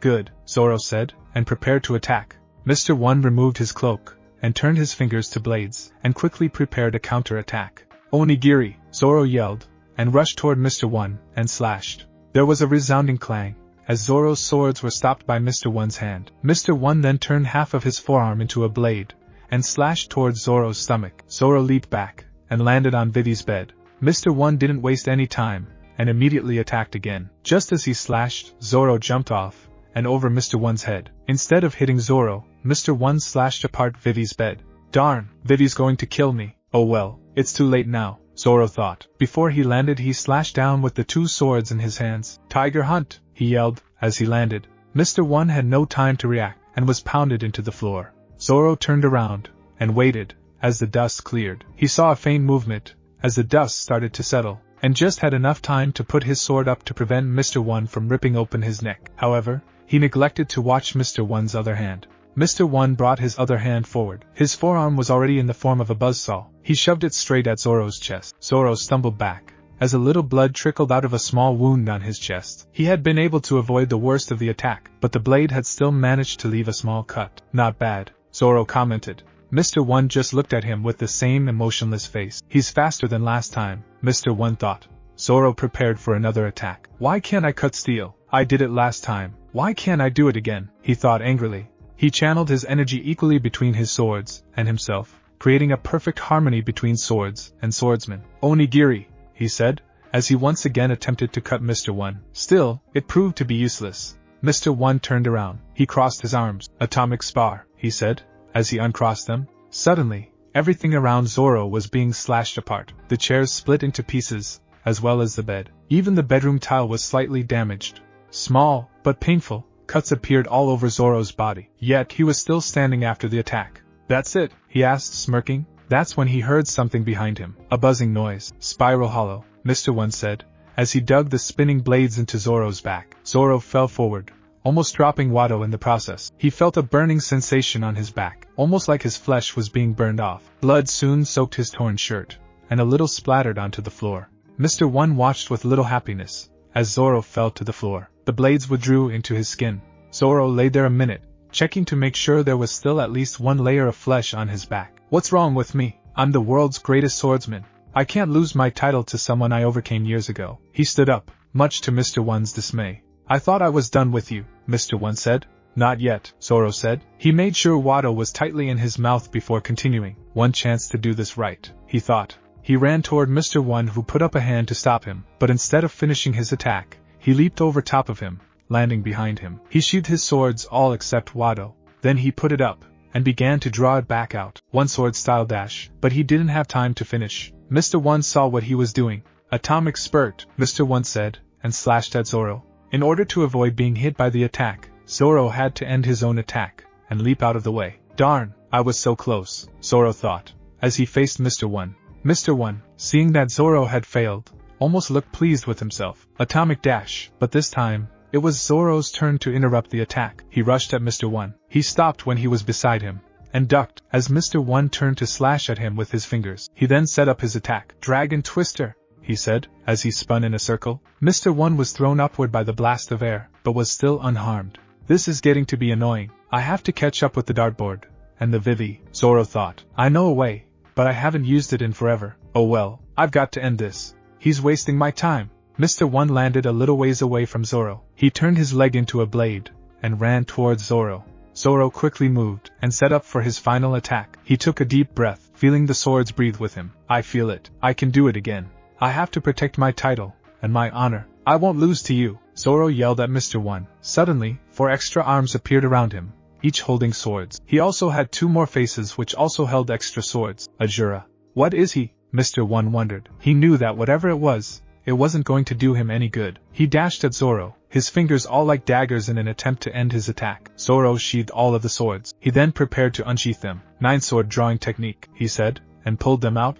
Mr. One never had a chance. He went down without a sound, blood flowing from the 9 deep cuts on his chest. The extra arms and faces disappeared from Zoro. He sheathed his 3 swords once again, and took off his bandana, and retired it around his arm. His back burned where the flesh had been ripped off, but that didn't stop him from going after Sanji and Vivi. He ran from the destroyed room leaving behind Mr. One and Vivi's ruined bed. Somewhere in the desert, Nami exited the stone building. The sun was just beginning to rise as she shut the door behind her. In her arms was Luffy. She didn't know why she couldn't leave him. He was going to die soon anyway, but something inside her just wouldn't let her leave him. She began her journey back across the desert. Now that she knew where she was, it wouldn't take her long to reach Alyabarna.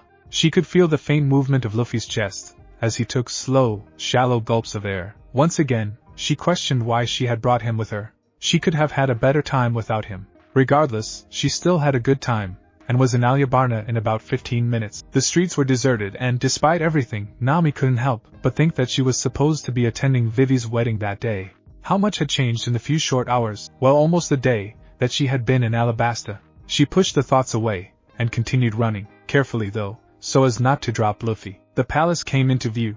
I wonder where Sanji and Zoro are? Nami wondered. She suddenly came to a halt outside the palace gate, not knowing what to do. Are they still inside? Or are they somewhere in the city by now? Maybe Vivi left with them, Nami thought. That's when she saw a blur of black running through the courtyard. Sanji, she called out, as she recognized him. Nami Swanin, Sanji called, as he waved with a heart in his eye. He came rushing over to aid her in any way possible. That's when he noticed Luffy, and his face turned grave. What happened? I'll explain later, Nami said, brushing the question off. Where's Vivi and Zoro? Oh, those two. I got Vivi to leave her room so Zoro could have his little fight with some guy. But once we got down the hall, Vivi said she had to stay. I couldn't get her to come, and I can't force a lady to do anything, Sanji explained. Nami sighed. She had been hoping that Sanji could convince Vivi to escape. And on top of that, Zoro was in another fight. We have to go back and get Vivi out. Sanji nodded with enthusiasm. Open the gate, Nami commanded. Stand back, Sanji said. When Nami was out of the way, he gave a solid kick, and the gate swung open. Thanks. Now come on, Nami said. They raced toward the palace, Luffy still being carried by Nami. She refused Sanji's offer to carry him. There was no time for that now. Where are the guards? Sanji asked, noting the courtyard's lack of security. Probably on their way to Nanohana with the rest of the royal guard. I'll explain that later too, Nami said. Right now, her mind was focused on convincing Vivi to escape, and dragging Zoro away from one of his stupid fights. Also, she wanted to find a place for Luffy to lie down.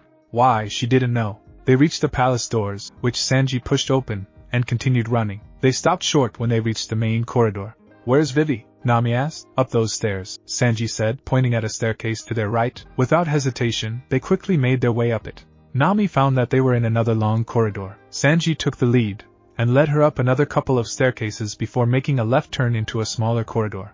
Now Nami knew where she was. She smiled at the sight of Vivi, and Zoro walking towards them.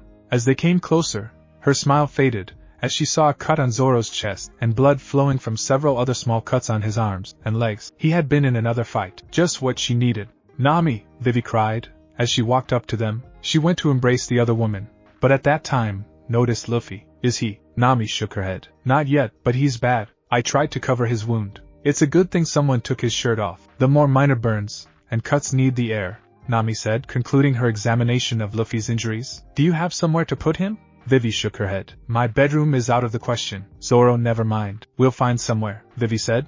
She turned around, and began walking down the hall, gesturing for them to follow. When Zoro turned around, Nami gasped. What happened? She cried. I leave you for a few hours, and this is what happens. Nami-san, it's okay. He did it to help Vivi, Sanji said. He didn't want his precious Nami more worked up than she already was. Well, as long as it was to help Vivi. But still, we'll need to do something about his back, Nami said, as she gave a defeated sigh. Even after all these years, Zoro still couldn't resist the challenge. Vivi suddenly stopped and opened a door on her left. She led the way into a large room full of beds, which Nami immediately recognized, and shut the doors. It was the room they had stayed in after the Baroque Works ordeal. Vivi walked over to one of the beds, and motioned for Nami to lay Luffy there.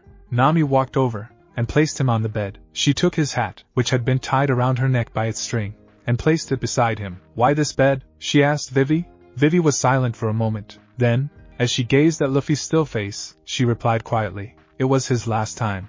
Nami nodded, as if she understood. She stepped back, and Sanji laid a comforting hand around her. She gladly accepted it. The others remained silent, as Vivi sat down beside Luffy. There were tears gathered in her eyes, but they didn't fall, as she gently stroked his thick black hair. A few minutes passed before she stood up, and faced the others. Zoro, we need to get someone to look at your wounds, Vivi said. Zoro looked surprised. He hadn't been expecting this. I'm fine, he said.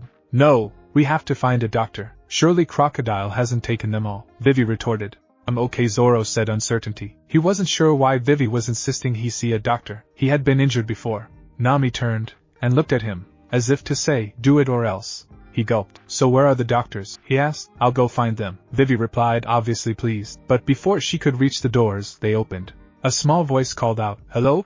Anyone here? Another one called. Vivi broke out into a grin along with Nami, Zoro, and Sanji. Tony-kun, Usopp-san, Vivi cried, as she embraced each of them warmly. Sorry if we're late. We got lost. Usopp apologizes. Vivi looked at the man standing in front of her. He had grown since she had last seen him. There was also a more mature air to the person standing in front of her. Chopper, of course, hadn't changed. He was still the same childish, yet very cute reindeer that he always had been. Usopp finally noticed Vivi's clothes, the bloody Zoro, Sanji's solemn expression, and finally Nami's tattered cloak. What's wrong? He asked. Without a word, Vivi stepped aside, and allowed the two friends to enter. As they stepped inside, they finally saw Luffy lying on the bed. "Luffy!" Chopper cried, and rushed over. Usopp quickly followed. "But I don't understand," Usopp whimpered. "Sit down, I have a lot of explaining to do. Nami can help," Vivi said. They all quietly followed her orders, and took a seat on the vacant beds. Vivi started from the beginning, and told the entire story, including the details. When she finished, they all stared at her with blank expressions. "So he's alive?" Chopper asked. Vivi nodded. "Then I have to help," Chopper cried, and jumped up. "Tend to Zoro's wounds. There isn't much we can do for Luffy now. It's just a matter of time," Vivi said bitterly. They all looked at her, as a shocked silence fell over the group. She had all voiced their worst fear. Luffy couldn't be saved.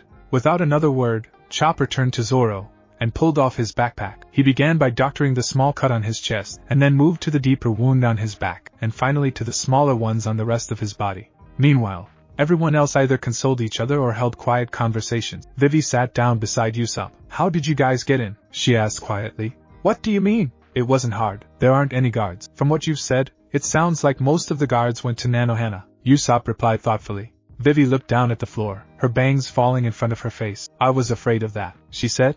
At that time, Nami stood up. "What are we sitting here and sulking for?" she asked. "We're not helpless. We can stop this thing. Mr. One has already gone down, so let's take Crocodile down with him." "Nami, we can't do that," Vivi cried in horror. "Why not?" Nami replied. "Because," Vivi stuttered, trying to come up with a valid reason. "You have to trust us." "So what if we don't have Luffy? Together, we can do it," Nami said reassuringly. Vivi bit her lip, as she looked away from Nami. "If I say yes, we might all die. But if I say no, it's like I don't have faith in them at all," Vivi thought. She looked back at Nami, her mind made up. "Okay, let's do it," she finally said.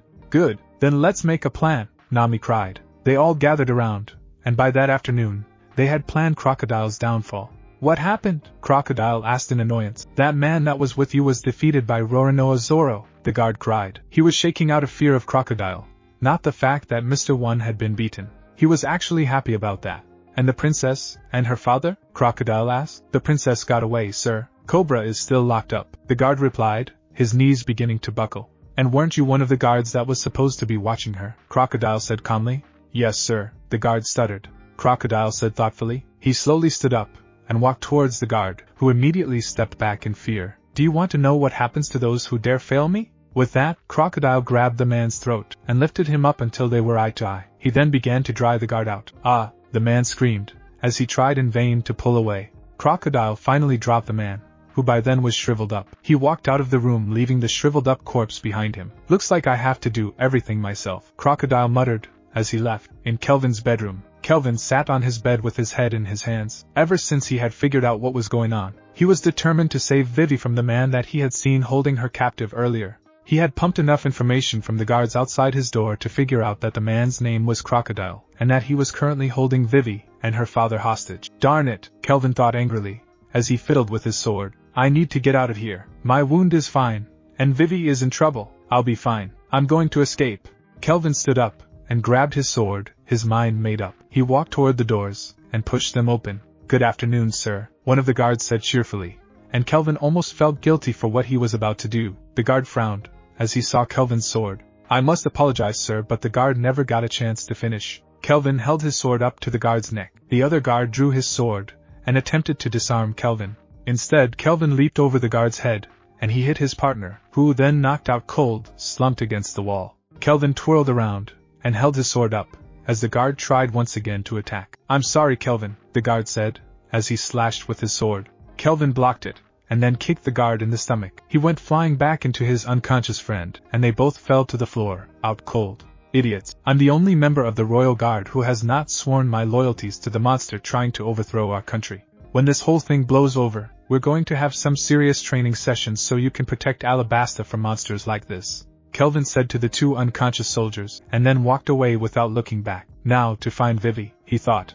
In the palace's guest room, Vivi looked around the room, and the group of people smiled up at her. "They're really going to risk their lives to save my country again," Vivi thought. She rubbed the spot on her left arm where the X used to be. "Nakama," she thought. "So, Vivi-chan, when do we begin?" Sanji asked. Vivi took a deep breath. This part was crucial. All these events will have to happen with the right timing. Right now, I figure that the soldiers will be approaching Nanohana. If we want to prevent Alabasta from becoming enemies with the world government, we have to stop them. The only way to do that is to get my father to call the troops back. Sanji, You know what to do, Vivi said.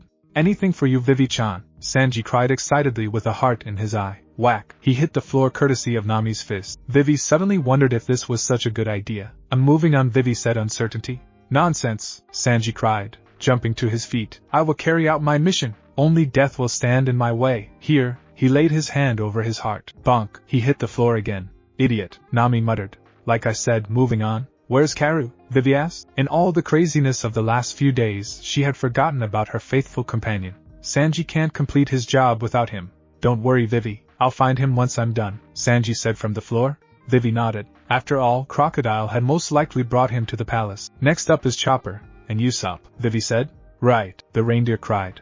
We've got your back. After all, I'm a brave warrior, Usopp bragged. So cool, Chopper said. You could practically see the stars dazzling in his eyes. Once your job is complete, our final step will be set in motion. That's when we all move out to take out the main target. Everyone ready? Vivi asked. They all nodded. Sanji stood up from the floor and headed toward the door. As he put his hand on the knob, they burst open, flinging Sanji backward. What the? Watch it, crap jerk, Sanji cried. Who are you? Asked the confused man in front of Sanji.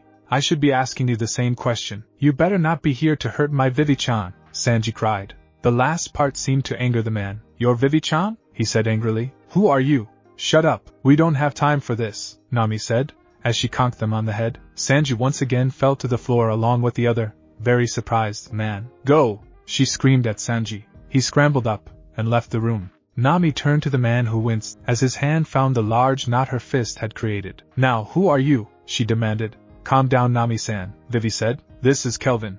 Oh, oops, Nami said, as she stepped back and sat down on her bed. So that's Kelvin, Zoro muttered, as he noticed the sheathed sword at the man's side. He instinctively reached for Wado. Vivi-chan, what's going on? Who are these people? And more importantly, that man that was flirting with you? Kelvin asked uncertainty, watching Nami warily the whole time. These are They were the ones I was telling you about. The ones that defeated Crocodile before. They're here, as guests to our wedding. But well, you know how that went.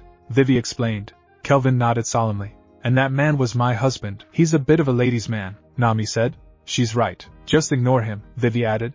That's when Kelvin notices Luffy. His hand found its way to the hilt of his sword. Vivi saw what was happening, and quickly decided to end it before it ever started. It's okay, she said quietly. Don't bother him. I know what he did, but he's a good person. Honestly, it was my fault. Kelvin still didn't seem very reassured, but he let go of his sword, and didn't push the matter. Zoro did the same, although he was still wary of the newcomer. Vivi turned to face her friends. Everyone, this is Kelvin. He's a member of the Royal Guard, she said.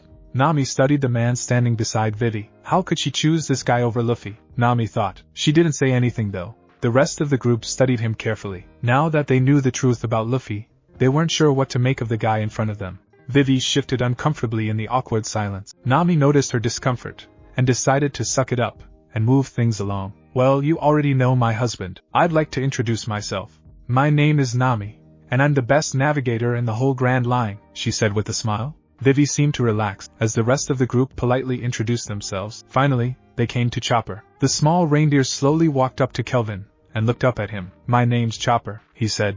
Kelvin took a step back. His eyes were wide, as he said did that. Vivi corrected. Yes, it talked. You think I'm a monster, don't you? Chopper asked with a hurt expression. He sulked back to his spot on one of the beds, and sat down next to Usopp. No, Kelvin stuttered. I didn't mean that. It just surprised me, that's all. It's nice to meet you. Chopper smiled. Nice to meet you too, he said excitedly. Kelvin nodded, not sure what else to say. Vivi sat down, and motioned for him to sit beside her. Then, she addressed the group. Now, I guess the only thing we can do is wait for Sanji to be done. Everyone sat in silence, waiting for the signal that would set their plan in motion. Meanwhile, Sanji exited the room, rubbing the most recent knot Nami had given him. He wondered what he had done to deserve it, and he wondered who that strange man was. Oh well, Vivi seemed to be okay with him, and if she was okay, so was he. He picked up his speed, knowing that time was not on his side. The Royal Guard was drawing closer to Nanohana with every second. Crap, where's the king? How am I ever supposed to find him in this place? Sanji thought angrily. He skidded to a halt when the corridor suddenly split. Crap, Sanji muttered under his breath. Knowing that time was running out, he turned left, hoping it was the right choice. He ran past what seemed like endless doors, and smaller corridors. He came to a halt in front of two large, important-looking doors. It's worth a try, he thought, and walked in. When his eyes adjusted to the dim light, he discovered that he was in some sort of bedroom. Hello? He called no one in particular. Over here, he heard a voice call. Sanji immediately relaxed. He knew that voice. Your Majesty, I've been looking for you, Sanji said. He walked over toward where he had heard the voice. As he came around the bed, someone stepped out from behind it. And I've been looking for you too, they said.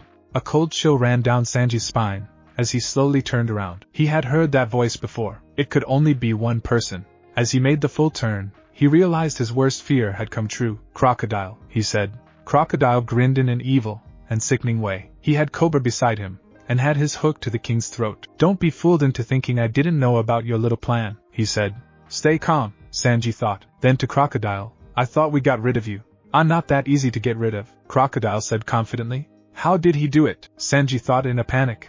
As if he had read his thoughts, Crocodile replied, I know all about the Straw Hat crew. I know your bounties, and the fights you have been in since we last met. I also know that this is where your little plan comes to an end. He let go of Cobra, who slumped to the floor, defeated, and then held his hook up to Sanji's throat. You will come with me, and you will make no noise. You will not alert the others, and you will not stop the troops. If you even try, and defy me, I will kill Cobra.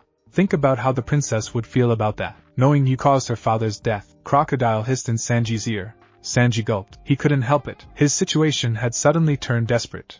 Go, Crocodile ordered. And with Crocodile in front with Cobra, and Sanji behind him, the trio made their way out of the room, and to who knew where. Only time would tell who would live, who would die, and what would become of Alabasta. After a good 20 minutes of waiting, Vivi was becoming anxious. What's happened to Sanji-kun? She thought nervously. Kelvin wrapped his arm comfortingly around her, but she gently pushed him away. She was so confused about her feelings for him, and Luffy, that she didn't want to think about it now. What's wrong? Kelvin whispered. He was puzzled by Vivi's reaction to his comfort. Nothing. I'm just worried, that's all, Vivi replied. Kelvin went back to sitting in silence. Usopp toyed with his slingshot, eager to begin his job. It had been a while since he had used it.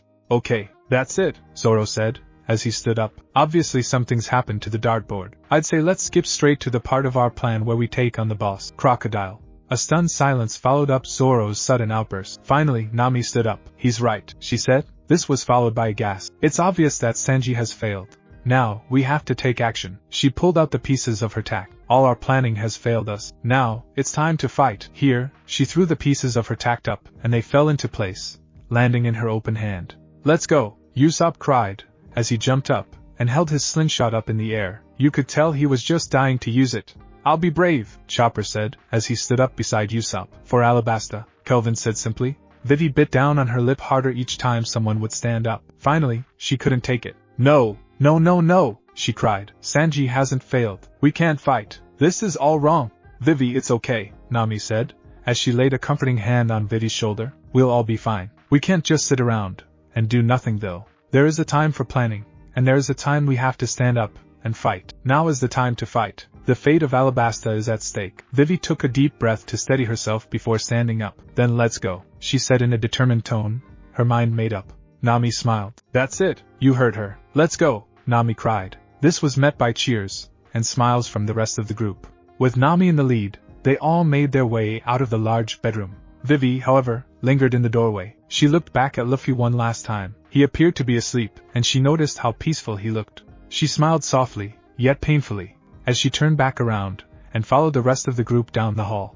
In an unused part of the palace, Crocodile led his two captives along in silence. They were currently going down a long flight of twisting, narrow stairs that appeared to have been left alone for years. The only light was the lantern that Crocodile carried. Where are we going? Sanji wondered, as he looked around at the low ceiling. He shook the thought off, and focused on not tripping. Suddenly, the one thing Sanji feared the most happened. He ran into a spiderweb that had a large spider resting on it. The spider, angry that its home had been destroyed, leaped on Sanji's head. Sanji gave a yelp, and jumped back. This knocked the spider off, but unfortunately caused him to stumble. He tried to regain his balance, but only managed to switch the direction he fell in. He tumbled down the stairs, and crashed into a crocodile. Since Crocodile was made of sand, Sanji simply fell through him, and landed a few stairs down. He slowly stood up, and turned around, fearing the worst, and also slightly shaken from the bizarre encounter with Crocodile's devil fruit powers. Crocodile met his gaze with an impassive face. If he was annoyed, it didn't show. He simply began walking,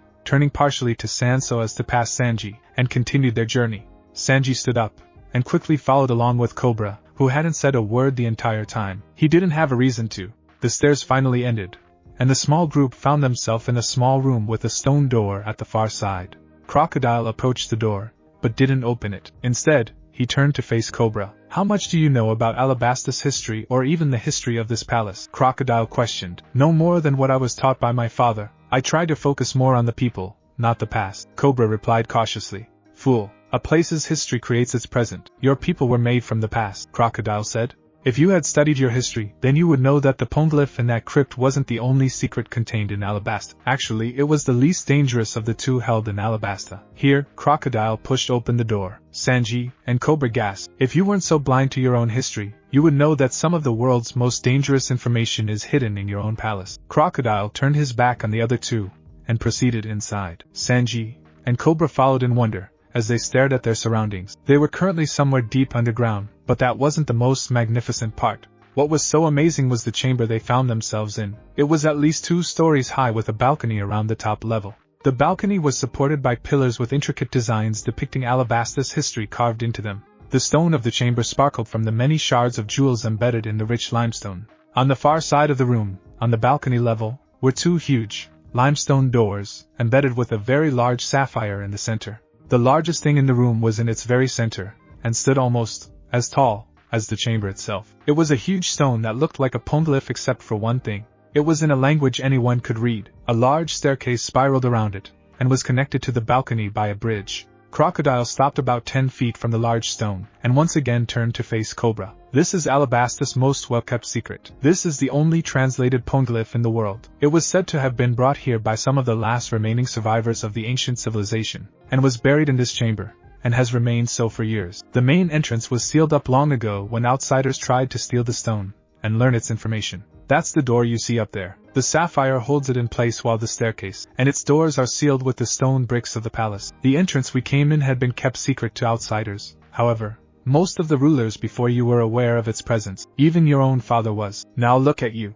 The only member of the royal family who refused to learn the secrets of your own country. And because of it, your own daughter is naive." This last part seemed to anger Cobra. "I knew of this stone, just not of its location. I did not think it existed, and that is why I didn't go filling Vivi's head with childish fantasies," he challenged. "What do you think now?" Crocodile asked. Cobra gritted his teeth, but he remained silent. Everyone in the room already knew the answer. "You first," Crocodile said to Cobra, as he indicated the stairs. Defeated, Cobra slowly began making his way up the twisting staircase, followed by Sanji, and then Crocodile. When they reached the top, Crocodile began reading the stone, searching for the information he desired. Anyone could guess that somewhere on that stone, there were plans for a weapon of some sort. Alabastus' own fate did not seem so important anymore. It had moved on to a much larger scale. Now, the fate of the world would be decided when Crocodile found what he was looking for. All Sanji and Cobra could do was wait, and fear for the worst. Near Vivi's bedroom, "Nami," Vivi called, as she ran to catch up to the other woman at the head of the small procession. Nami said, as she turned to face Vivi. "Do you think we can stop at my bedroom really fast? I kind of want out of this dress," Vivi explained. "Sure, we'll wait for you," Nami said, as they arrived at the bedroom. "Thanks, I'll be fast," Vivi said, and dashed inside her room, closing the door behind her. When she got inside, she found her room to be in shambles. The bed was torn apart. There were gashes in the floor and ceiling, and the worst part was the body, and the blood surrounding it in the middle of her floor. To her relief, the man was simply unconscious. "Zoro," she muttered through bared teeth. She made her way to her closet, carefully avoiding the body, and walked inside. She pulled out the green and blue striped button-down shirt she had worn when she had last been on the Going Merry. It hadn't been worn since. She also got the white shorts she had worn then too, and the white boots that matched them. Finally, she pulled her hair back into a ponytail with her bangs falling down in her face. Vivi left the closet, and was about to leave when she noticed something out of the corner of her eye. Avoiding the pool of blood, she leaned down next to the man lying on her floor, and reached for his pocket, and pulled out its contents. She smiled when she found it to be her 2 peacock strings. She quickly wound them up in her sleeves, and left the room. When she came out, she had a smile on her face. She was now ready to fight. "Ready?" Nami asked. "Ready," Vivi replied. As they walked, Nami began telling them what they needed to do. "Okay, first of all, we need to find out where this guy went. We can probably figure that out from a guard if we could get them to talk. Zoro, take care of that when we come across another guard." "Heh, this will be fun," Zoro said with a hint of a grin. Vivi looked pretty alarmed at this. Wait, you won't hurt them, right? She asked nervously. No, I'll just use a little friendly persuasion, Zoro said, as he pulled out Watto. Vivi gulped, but didn't say anything. Relax, Zoro said. I promise I won't do anything. Vivi nodded, somewhat reassured. The small party continued walking through corridor after endless corridor with Nami always in the lead. As they were nearing the end of one of the corridors, they heard voices talking in hushed tones. Nami motioned for everyone to stay there while she quietly crept to the end of the corridor, and cautiously stuck her head around the corner. When she withdrew it, she grinned, and motioned for Zoro. He grinned, and pulled on his bandana before drawing Watto, and stepping forward. Nami stepped back, and let him pass. As Zoro rounded the corner, he made little noise. By the time the guards saw him coming, it was too late. He had knocked one out with the hilt of his sword, and now had the blade pressed to the other one's throat. Their weapons lay useless on the ground. I need a little information, he said in a low voice. He could feel the guard shaking in fear. Yes, sir, he said obediently. Do you know anything about the whereabouts of the king or Sir Crocodile? Zoro asked him. They went through here earlier, the guard replied, still trembling. Where were they headed? Zoro said, attempting to press as much information out of the guard as he could. Something about a secret chamber, the guard stuttered. A secret chamber? Zoro thought. Then to the guard, any clue on how to find this chamber? No, the guard replied. Zoro gritted his teeth. Great, he thought. At least tell me which way they were headed. That way, the guard stuttered, pointing to the other end of the corridor. Thanks, Zoro said, and then knocked the guard out. Sorry, but you would just be in the way. He apologized. He removed his bandana, sheathed his sword, and returned to the anxious group. So, Nami said expectantly, they were headed to a secret chamber of some kind. I know what direction it's in. That's about all he knew, Zoro replied. Not much to work with, is it? Usopp remarked. No, but I think I can find it. Did he say if it was above or below ground? Nami asked. Not exactly, Zoro replied. Well, go ask him, Nami said impatiently. There's a slight problem with that, Zoro replied nervously. And what's that? Nami said suspiciously. I sort of knocked him out, Zoro said in one breath. You what? Nami cried. Whack. You idiot. Whack. Bang. Thud. Nami-san, we have more important things to do right now, Vivi finally cried. Oh, right, Nami said. She stood up. Let's go. She began walking, and everyone slowly fell into place, and followed. Zoro slowly stood up with about 20 knots on his head. He looked at Vivi gratefully for saving him before falling into place with everyone else. They proceeded down the corridor. Vivi shuddered as she passed the unconscious guards. How many of them did that make? They finally reached the end of the corridor, and found a dead end. Oh great, this is perfect, a great end to all this searching. A stupid dead end, Nami cried, and pounded her fist into the wall out of anger. Suddenly, the wall started to shift before her eyes. She jumped back, and yelped in surprise, as a passageway opened up in front of her. Everyone else's mouths dropped along with Nami's. What is it? Chopper managed to finally ask, as the door slowly came to a stop. Nami regained her composure, and quickly surveyed the scene. It's a passageway of some sort. From the draft coming out of it, I'd say it goes below ground, deep below ground. Also, judging by how easy it opened, I'd say it's been opened recently, possibly today. I'd say that our best bet would be to go down there, and check it out. I'm sure that crocodile is down there with the king. I can feel it, Nami said. Everyone turned to Vivi. She hung her head, and chewed her lip in thought. Finally, she made up her mind. She's right. I can feel it too. They're down there, and that's where we have to go. Everyone smiled. Let's go, Nami cried, and started down the small, winding staircase, grabbing a nearby lantern on the way. Zoro, Usopp, Chopper, Kelvin, and Vivi followed. No one heard the soft footsteps of the two people who entered a second after Vivi did. When they were about halfway down, Zoro suddenly stopped, causing a minor collision with the people behind him. What's the big idea? Usopp cried. Shh, I heard something, Zoro commanded. They all held their breath, as they waited, and listened. Then they heard it, faint at first, but it slowly came closer, and became louder. Now they could identify the noise as footsteps. Who is it? Chopper whispered. Shh, Usopp warned. But I know that scent. It's been a while, but Chopper said, as his nose twitched.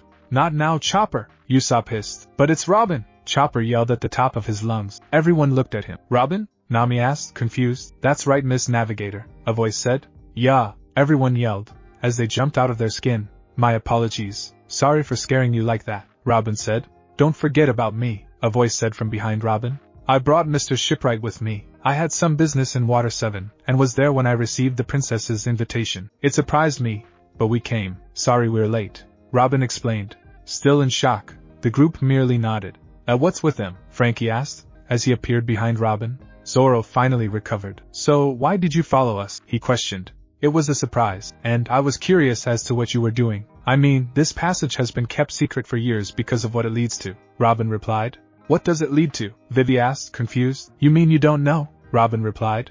Vivi shook her head.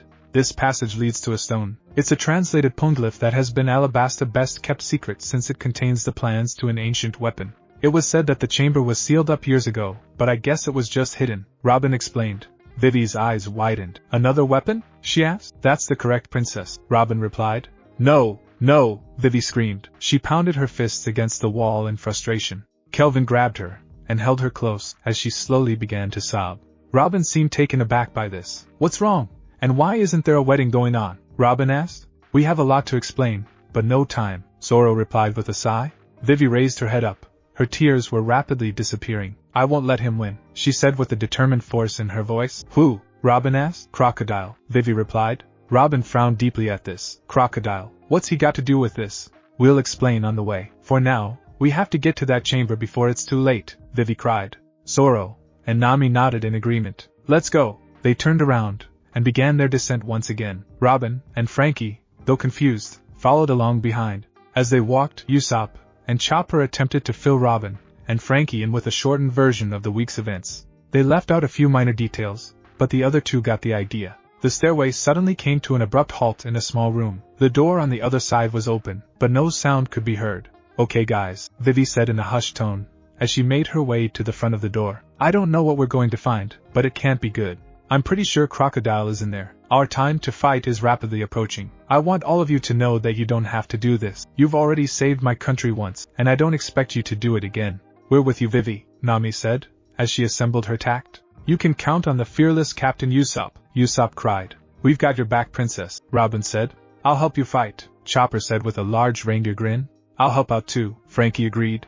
Zoro and Kelvin drew their swords as their answer. Then let's get on with it, Nami cried. Anything else before we go? Vivi asked. Yeah, Zoro said. Don't die. They all nodded, and then took the first fateful step into the chamber. Vivi looked around in awe. Feelings of worry and anxiety were replaced by those of wonder and astonishment. The chamber was huge, and had a dazzling beauty to it. It's amazing, she said in quiet wonder. This moment was quickly spoiled by a noise behind her, and an all-too-familiar voice. Hello, Princess Crocodile, Vivi said in an icy voice, as she turned around to find the shifting sand taking shape. I see you're not alone, Crocodile remarked. Where is my father? Vivi demanded. Such an impatient girl, Crocodile mused. I ask you a question? Vivi replied.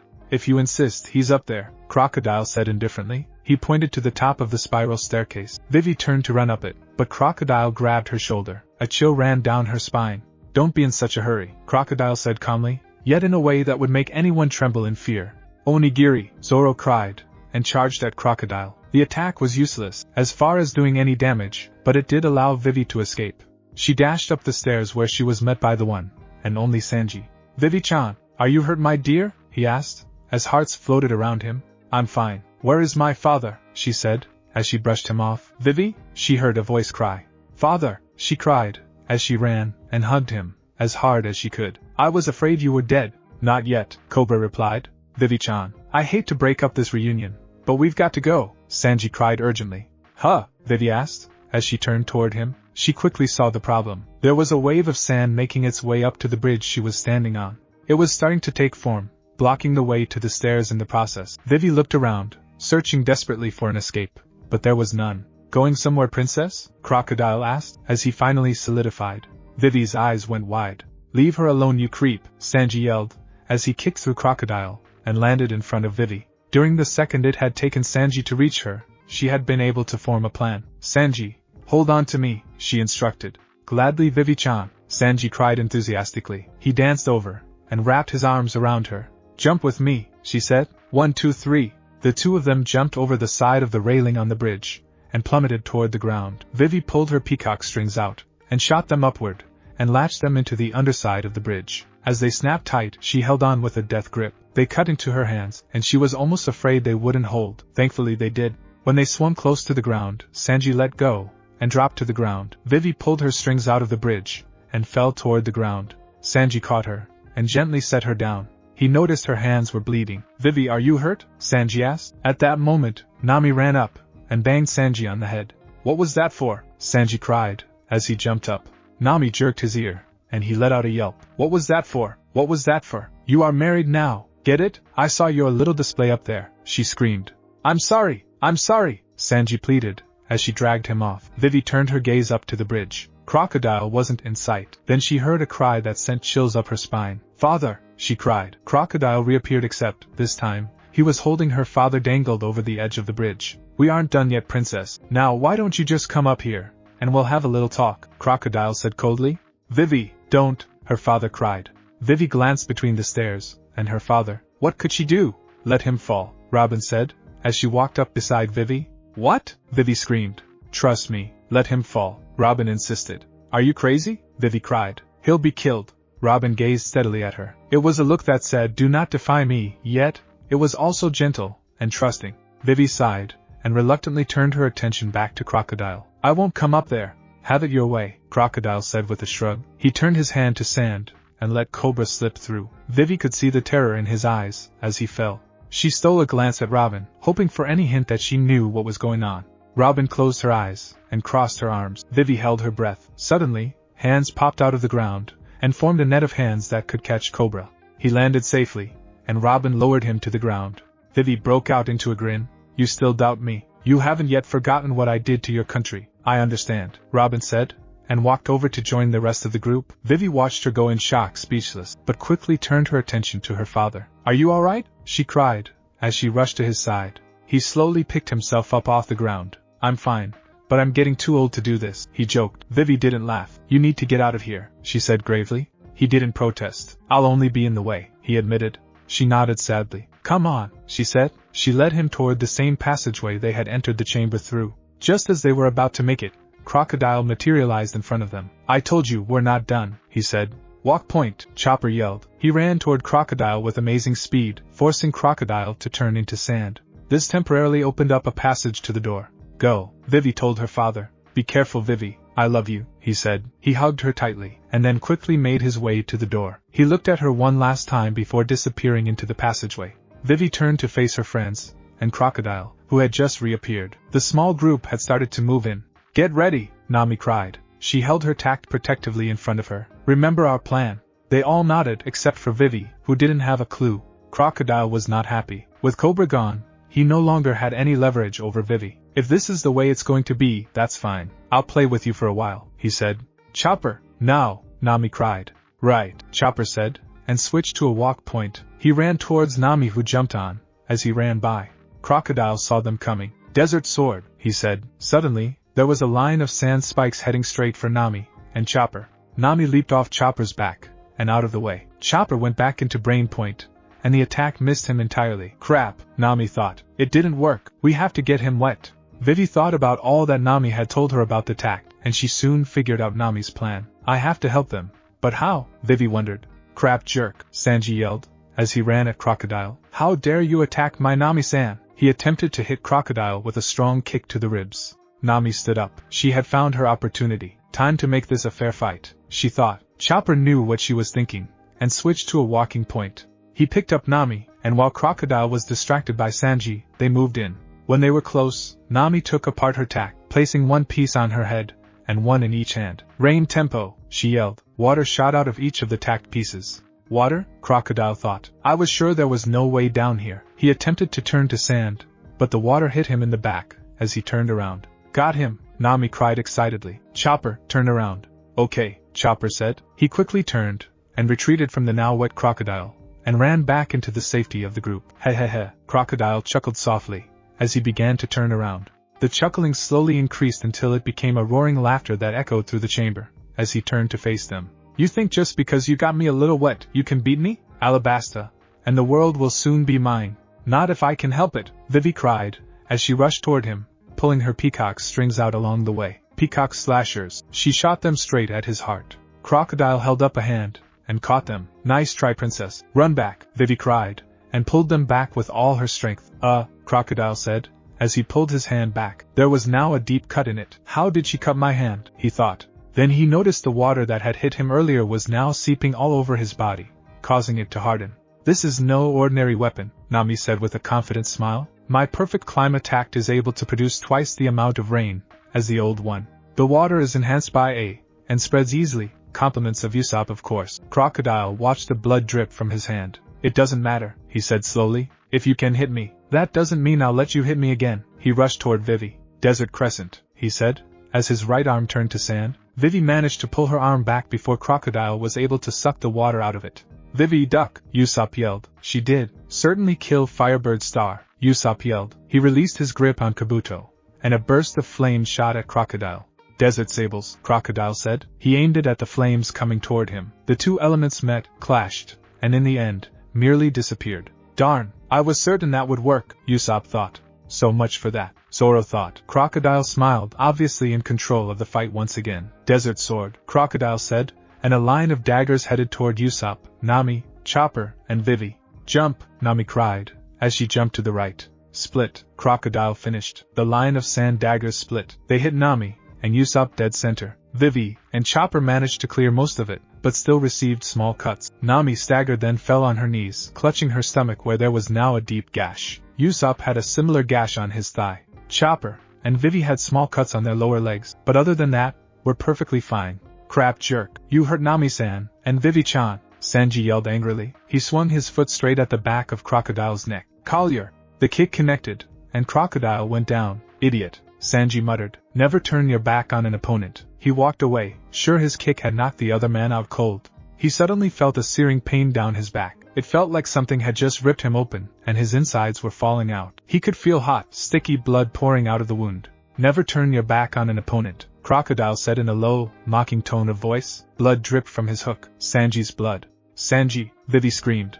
I'll help him, Chopper volunteered. He started to run to his fallen comrade. Chopper, Nami cried. Wait. But Vivi started to protest. Wait, if he goes over there, he'll be killed, Nami said bluntly. She forced herself to stand. Nami, you need help too, Vivi said. I'll be fine, Nami insisted. Vivi disagreed with both decisions, but she kept her mouth shut. We have to be smart, otherwise we'll all be killed. We can't just, Nami said, but was cut off when she heard Zoro. Onigiri, he yelled, and rushed at Crocodile. Idiot, Nami muttered. Crocodile simply sidestepped the attack. I would think you would have learned from your friend over there. It's not wise to rush into things, Crocodile said smoothly. Heh, my friend huh? That dartboard is the one that I should learn from because I always win, Zoro said, and began to attack once again. Bullhorns, he put his two swords in front of his head with Watto still in his mouth, and attempted to strike Crocodile rapidly.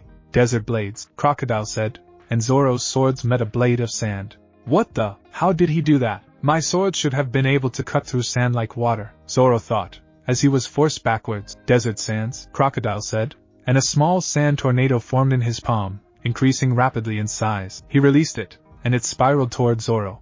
Zoro rolled to the side to avoid being sucked into the sand tornado. At that moment, Crocodile rushed forward, and swung at Zoro with his hook, nearly taking his head off. Zoro managed to duck, but still received a small cut on his cheek. The first thing he noticed was the extreme burning sensation. Then, he noticed the odd purple steam-like air coming out of Crocodile's hook, which now looked smaller, and had holes in it. That was your first taste of my poison hook. That small dose won't kill you, but it will soon numb your whole body, disabling you. Your whole body will go into a coma-like state, and that's only from that minor cut. It won't take long, Crocodile explained. Poison, Zoro thought in alarm, but he wouldn't allow himself to show it. You think that will stop me? He asked mockingly. You can talk all you want, but it will only waste your precious air. One more hit, and you're as good as dead, Crocodile said.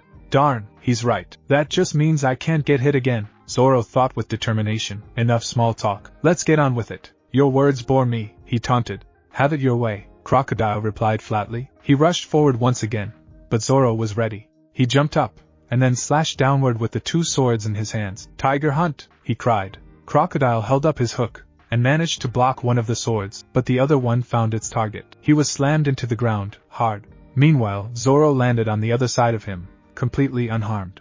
Crocodile pushed himself up. A little blood trickled out of the corner of his mouth, but other than that, he seemed perfectly fine. Is that it? He asked, as he rose slowly.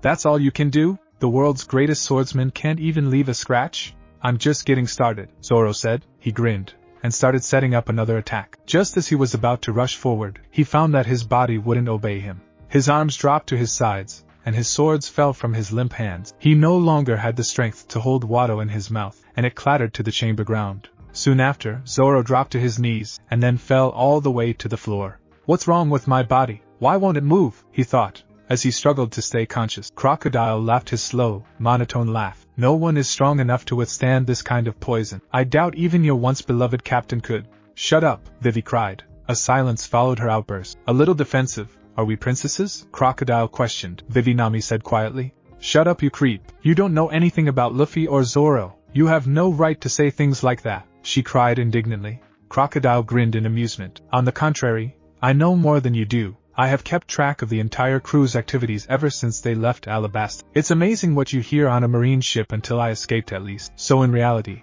I have every right to say whatever I want. Those two are weak compared to most pirates in this new world. How one of them became king I can't even begin to fathom, he said. I told you to shut up, Vivi cried. Without any warning, her peacock strings shot out, piercing Crocodile in the stomach.